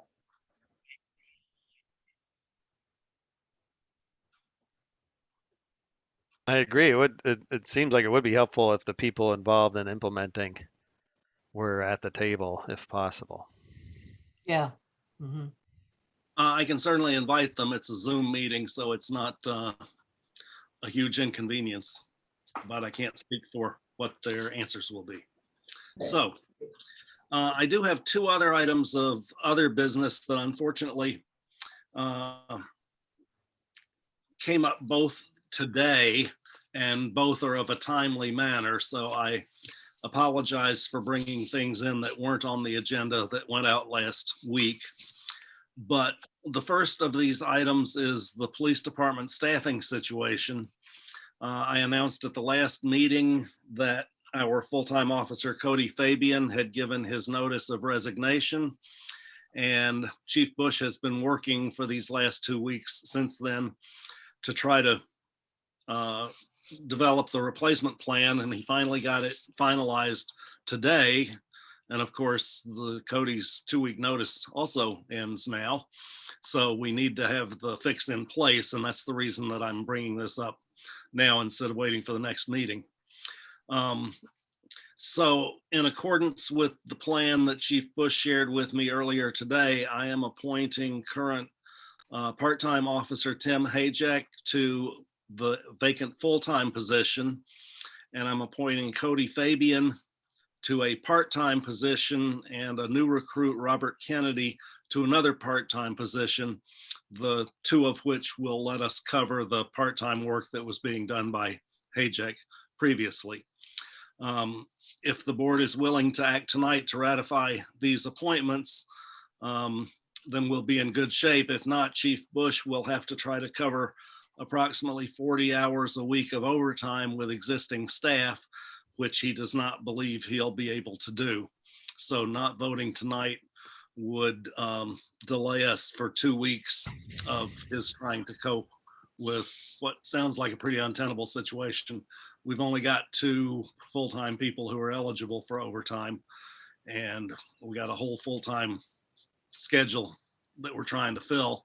And almost all of our part-time people have full-time jobs and can't really work any more than they already do. So given all of that, I would like to ask for a motion to ratify the mayor's appointments of Tim Hajek to a full-time position and Cody Fabian and Robert Kennedy to part-time positions in the Ballston Spa Police Department.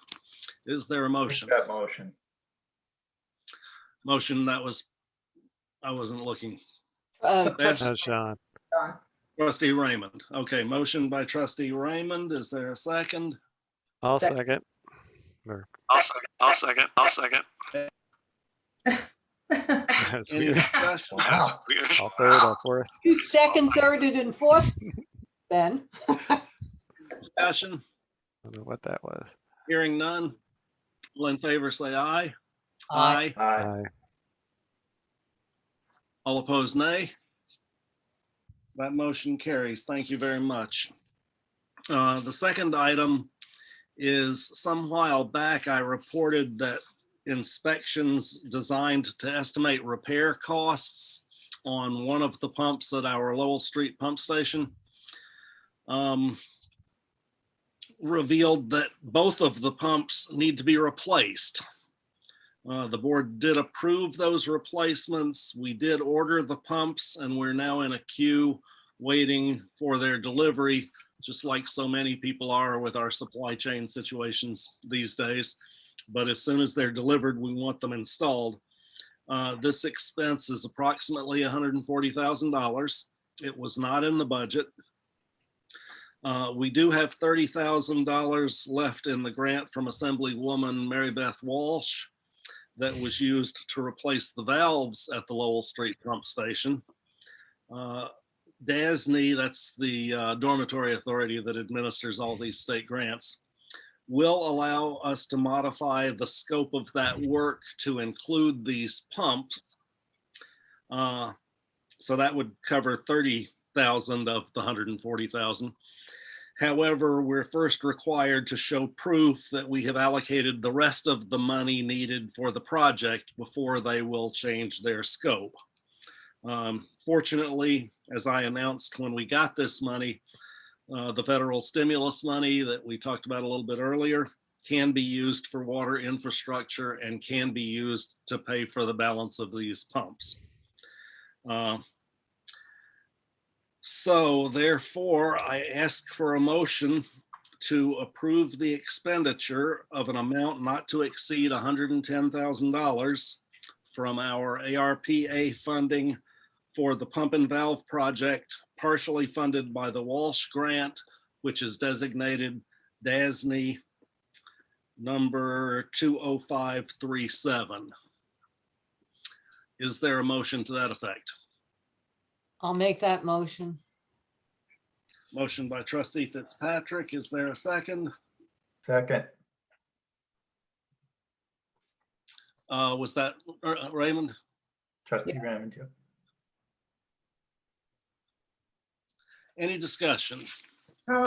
Yeah, I'm just wondering if we do this, you know, the ARPA funds, in this we can discuss more at the infrastructure, but I see now that we are eligible for 0 interest loans, and pumps are something that, you know, I presume last a number of years. I don't know how old our pumps are, that we should potentially be looking at financing these types of, you know, items that are 100,000, 150,000, you know, large items, instead of using all the ARPA funds in, you know, in whole to replace things. In In other words, we can leverage that money into more money. And, the other thing is to use as a match, on grants that we are also now eligible for. So I'm just a little concerned that, we end up spending it all on the equipment when we might be able to leverage it, 5 times greater with a grant, or extend the payment of that equipment out over 30 or 40 years when it's going to last 30 or 40 years. So that's my concern. I'd like to see us look at it strategically. I can't speak to anything but the life of the pumps, which is approximately 20 years, and Okay. ours are over 30 years old. Right. Julia may know something about the funding issues. I don't know anything about any no interest loans you're talking about. And I don't know very much about what we could use the ARPA funds for, other than we can use them for water infrastructure. We could use it for water, sewer, stormwater, a number of items, recovery of revenues, et cetera. Actually, we can even use it for parks. So there is a number of things, but, my thought is we're going to get, what is it, $536,000 over 2 years. That if we leverage that money, we can turn it into much more than $536,000, particularly now that we've gotten the hardship status.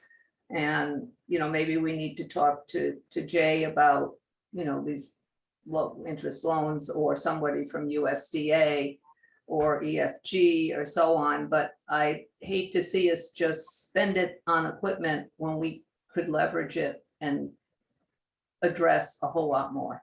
That's my main I don't concern. disagree with anything you're saying, except for the emergency nature of this particular expenditure. Right. These pumps are shot, and they provide our drinking water to our citizenry, and they've got to be replaced. Oh, I don't And argue we have with to do it it as being quickly as possible. Yeah, So going out for loans and doing all of this and that is going to take time. And it's also not going to satisfy the dormitory authority's requirement that we have allocated money. The only way we can do that is to pass a motion saying that we approve the expenditure of.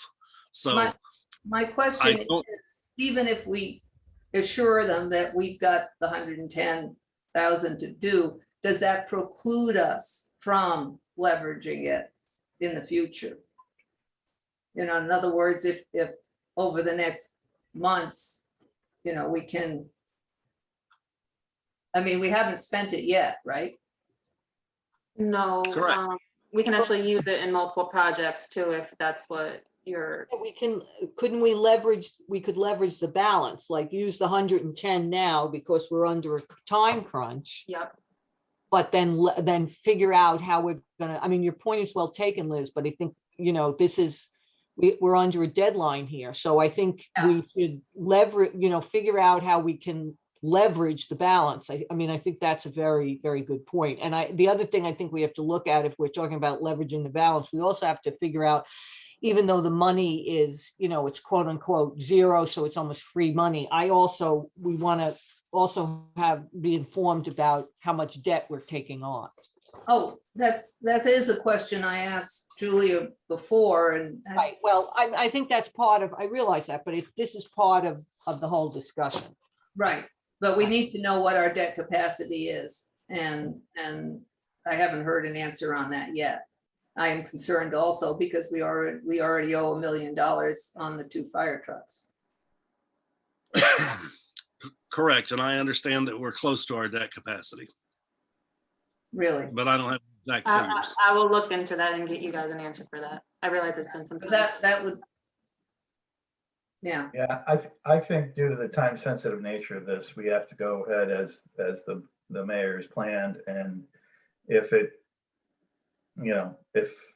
when the bill actually comes due, maybe between then and now, we could pursue the possibility of the zero interest loan to pay the balance so that the ARPA funds could be used for something else. But I think as of right now, we have to dedicate those funds to those pumps. Oh, Yeah. I agree. I'm just asking the question, could we do just what you suggested until we actually have to pay the bill? Could we look into, you know, financing it with a zero interest loan over 20 years? You know, I mean, it makes sense to, particularly if we can get zero interest loans to stretch out the payments. I agree with that approach. And then tonight we'll just approve Yeah, Right. ARPA. I don't We're all- I disagree think with we're all you. saying the same thing. Yeah, Now, Okay, if there's no other discussion, then I'll ask for a vote. We have a motion on the table moved by Trustee Fitzpatrick, seconded by Trustee Raymond, to approve the expenditure of an amount not to exceed $110,000 from our ARPA funding for the pump and valve project partially funded by the Walsh Grant, DASNY number SAM 20537. All in favor of that motion, please say aye. Aye. All opposed, say nay. Motion carries. And that's it for other business tonight, Well, thankfully. since Mayor, tonight- there were 3 items I was interested in putting on the agenda, but I won't ask to put 3 agenda items on, but I would appreciate having continuing or introducing a discussion of one item that I had requested earlier. I know we're getting late, but just to plant the seeds of an idea out there, and we don't have to vote on it tonight, but just wanted it for people's consideration right before the public comment. The idea is to have at the end of every agenda item or agenda and every board meeting to have an item that is a board response to public comment, and it's a structured response. It's limited in time, and it's not a back and forth. It's the public comments, they ask questions, and then the board has a structured opportunity to answer a question if it so chooses. You're not compelled to answer if you're not prepared to, but you have the opportunity to in a structured way, and there's not a back and forth. It's just the public comments, the board has the opportunity to comment back. And I think the advantage is, I think without having some kind of structure at the end of a meeting, it actually inhibits board response, because we don't know where it's going to go, and it could be, back and forth forever. And so you hesitate to continue a conversation because of that risk. And so I think but the public has requested that we be more responsive and answer their questions and provide our opinions on things. And so this would allow that to happen, again, in a sort of a confined and structured way that allows it to happen in a way that isn't open-ended and forever. So that's an idea I'd like to just put out there. Okay, thank you. At this time, I will open the floor for public comment. And let's see, if any attendees wish to make a comment, you can raise your hands, and I just saw a Q&A that was entered earlier in the meeting that I hadn't seen previously. You can raise your hands and I will enable your talking and allow you to address the board. I see 2 hands, but I can't see yet who they are. 3, well, on and off. Jeez, this thing's giving me a hard time again. have a Ray and a fire pixie, There they are. Paul Farnan. We got first up, Ray Otten. Please remember to give your name and address before you address the board. Ray, you're on. Thank you, Mayor. Ray Otten, 16 Middlebrook Avenue in the village. I just want to say thank you to the village trustees, because what you did tonight, it really makes a lot of sense that you're looking for more input from the residents. You talked on a couple issues about putting them, going out and having polls or having responses back to the web page or to the Facebook page or something. And I think that's a great idea. And with that, I would suggest that maybe this whole curfew project would be warranted to have that public comment. If you put it up there as a question, what do you, right now, here's what the rule is. We want to change it to this time, and see what the public says.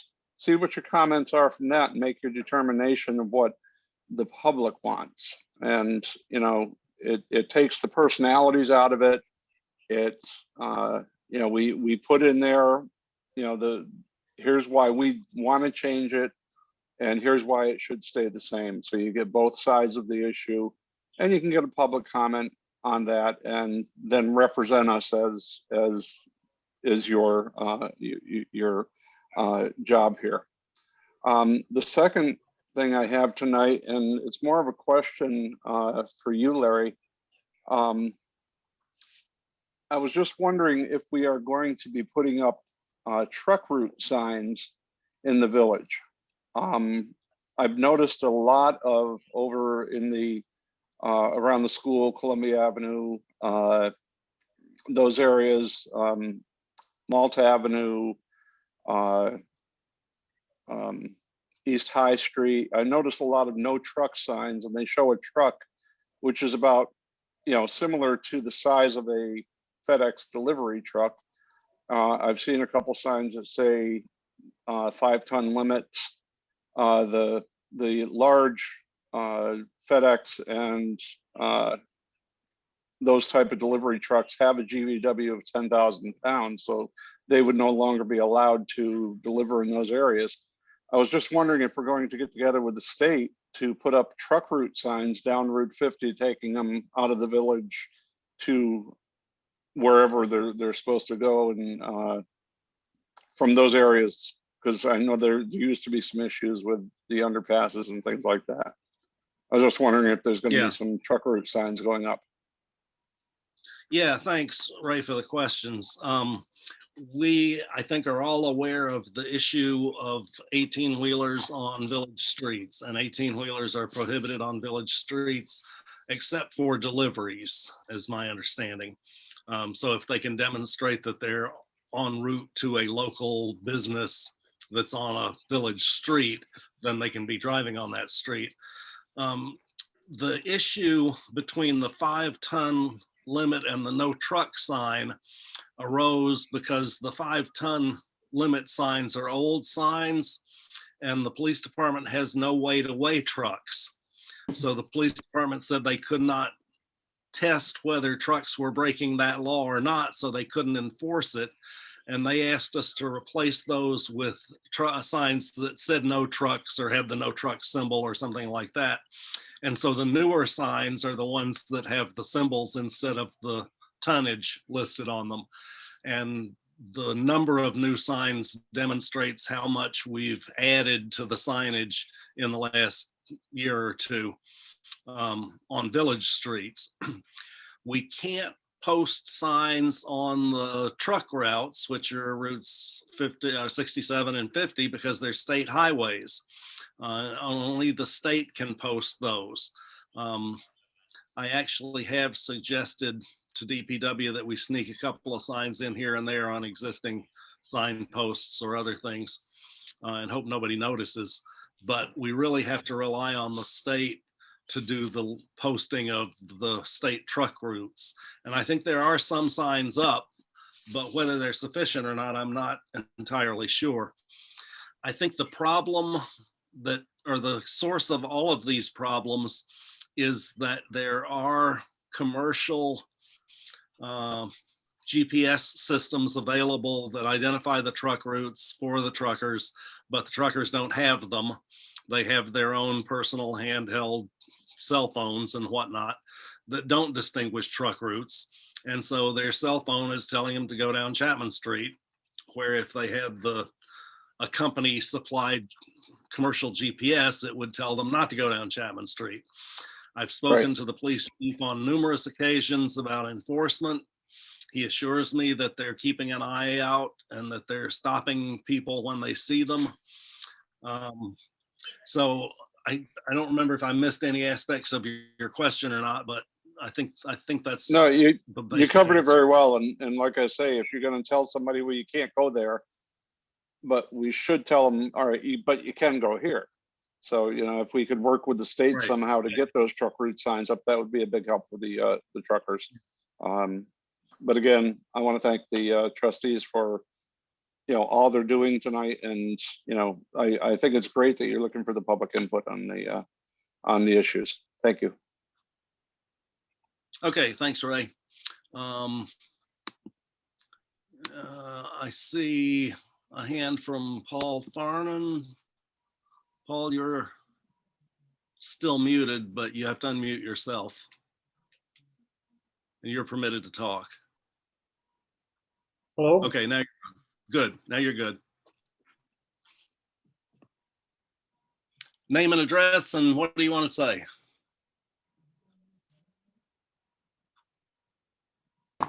Paul?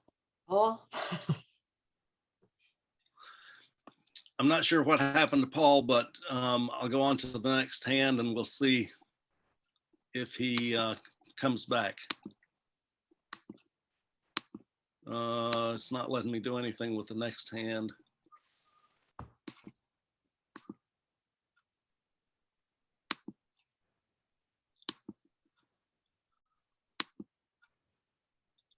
Okay, Fire Pixie 514. You're on. That would be Gina Morosi, 10 Old Glory Lane, Ballston Spa, representing Mohican Hill Apartments. Mr. Mayor, have you received a lot of comments regarding this curfew ordinance from citizens complaining about it? No, I have not. So the only person that has really complained about it is Sean, is that correct? no. I don't know, but that's. Well, it was brought the only up, person- let me rephrase that. It was brought up by Trustee Raymond a couple meetings ago. And he at that time stated that his son was walking home from work and got stopped, and that kind of fueled the fire to at first get rid of this ordinance. And Ray Otten kind of stole my thunder because I was going to suggest the same thing. If we're going to poll the public about marijuana parlors, why can't we poll the public about what they think about the safety of our kids, as Chief Bush put it, and see if they want to keep this curfew intact or remove it? Because as Liz said, one person does not a law make. So if we're not receiving complaints about it from the public, then I assume that they're happy, because happiness breeds complacency, and people don't call up and say they're happy with a law. They just complain when they don't like it. So I also know that the Police Oversight Committee submitted a letter stating that they are in full support of keeping this ordinance on the books. So I think that this board is rushing to decision without taking into consideration what the public thinks. Thank you for your time. Thank you, Ms. Morosi. Any other public comment tonight? I don't see any other hands raised. Oh, one just went up.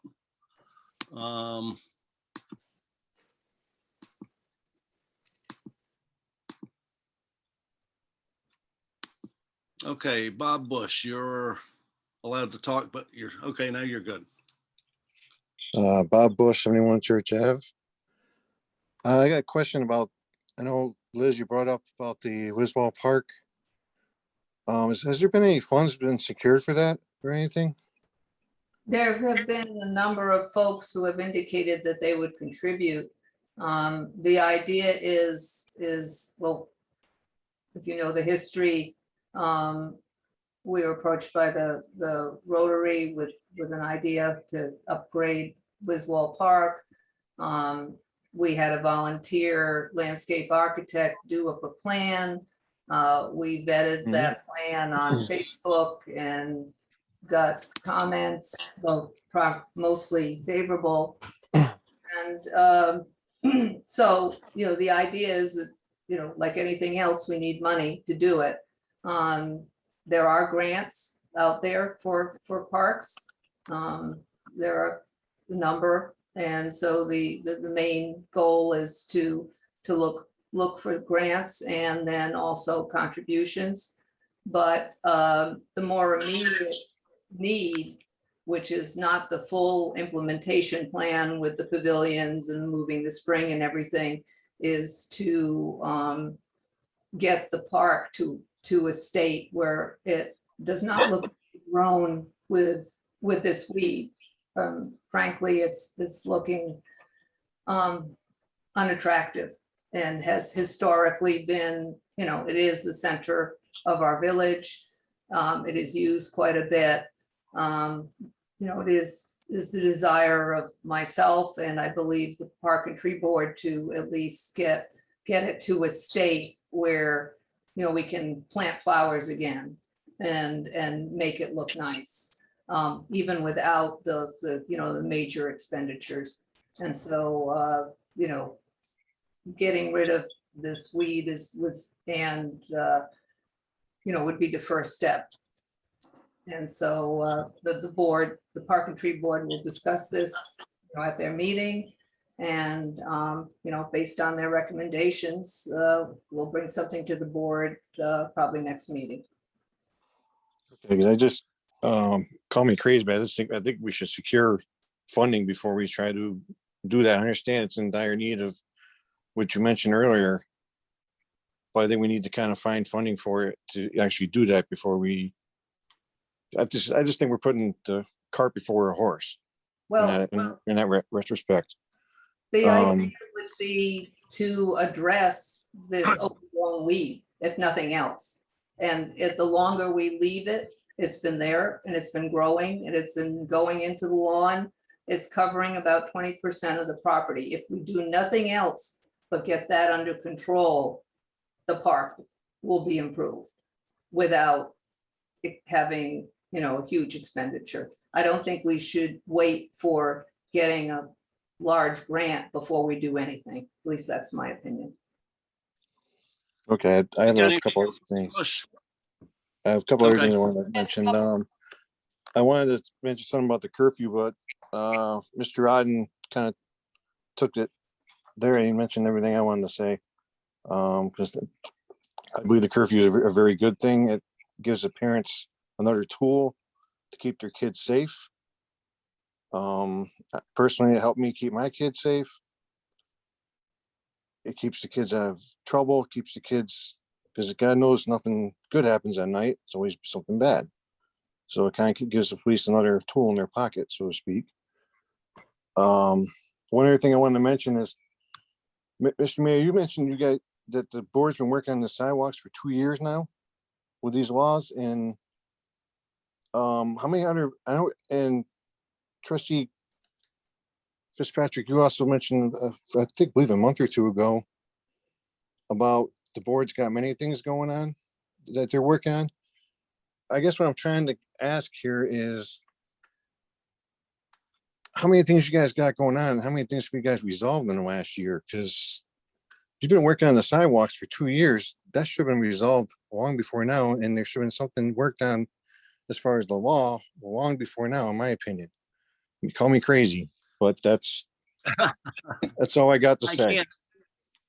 Okay, I'll try to answer that. I can't give you any exact numbers because I haven't counted, but I think this board has been very active in the last 2.5 years. And I think we've passed, I don't know, 10 or 12 local laws, and we've done all sorts of policy changes, and we've straightened out the finances. And I think we've been very active and made a lot of progress. And I think we also all have a long list of things that we still think we need to work on. So I think that really just sort of sums up the situation. That's about the best I I'd can. like to add just something real briefly here, is that having been in this administration under this mayor and the previous administration, we've pretty much done 2 to 3-fold in this administration than we were able to do in the last administration.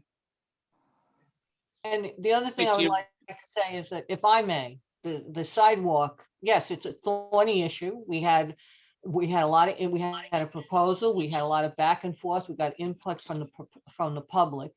And one thing I would like to say is that the problems in this village, as I saw them, as I see them, having lived here for 34 plus years, they took a long time to make the problem. It's going to take a long time to solve it. And yes, we'll move forward on sidewalks, but it is a very, very thorny problem. And Right. I don't think you can put on problems this big, you can't put, you know, a time limit on how long, you can't put a certain date certain when it's all going to get solved. Okay, thank you, Mr. Bush. I saw two hands and I wrote down Dick Duffy, but I don't see his hand anymore, so I'll call on Frank Rossi. Frank Rossi Jr., 63 Saratoga Avenue, Apartment B, Ballston Spa. First off, Sean, last comment just reflects one of the things a lot of people have said about the trustees on this board. You have no institutional knowledge of what this village has been through over the last 30 years to make a comment as asinine as that. Do you know what this village has looked like before John Romano was mayor and when he was mayor and what he did to help improve this village? People can disagree with the way he conducted it, but the improvements made in this village under his administration were very good. Yes, things start to change or need to be fixed as things go along.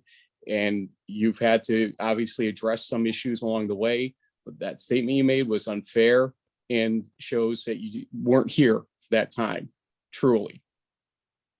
Okay, the reason why I did want to chime in, that wasn't it, that just kind of came up, is the discussion, and my sister Gina, I think, spoke to it well. I just want to extend it a little bit.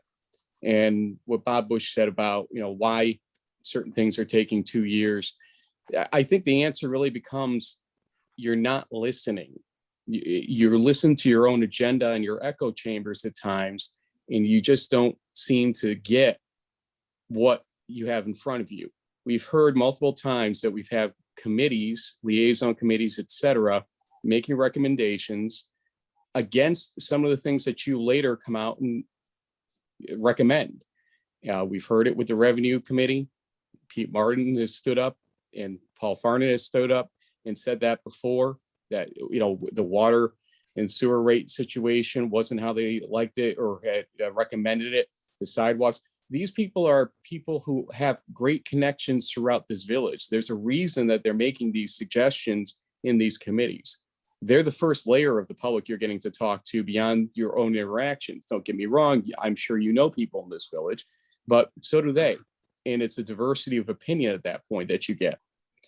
We've seen it multiple times. And now we have the police chief who's got how many years? 30 years of experience.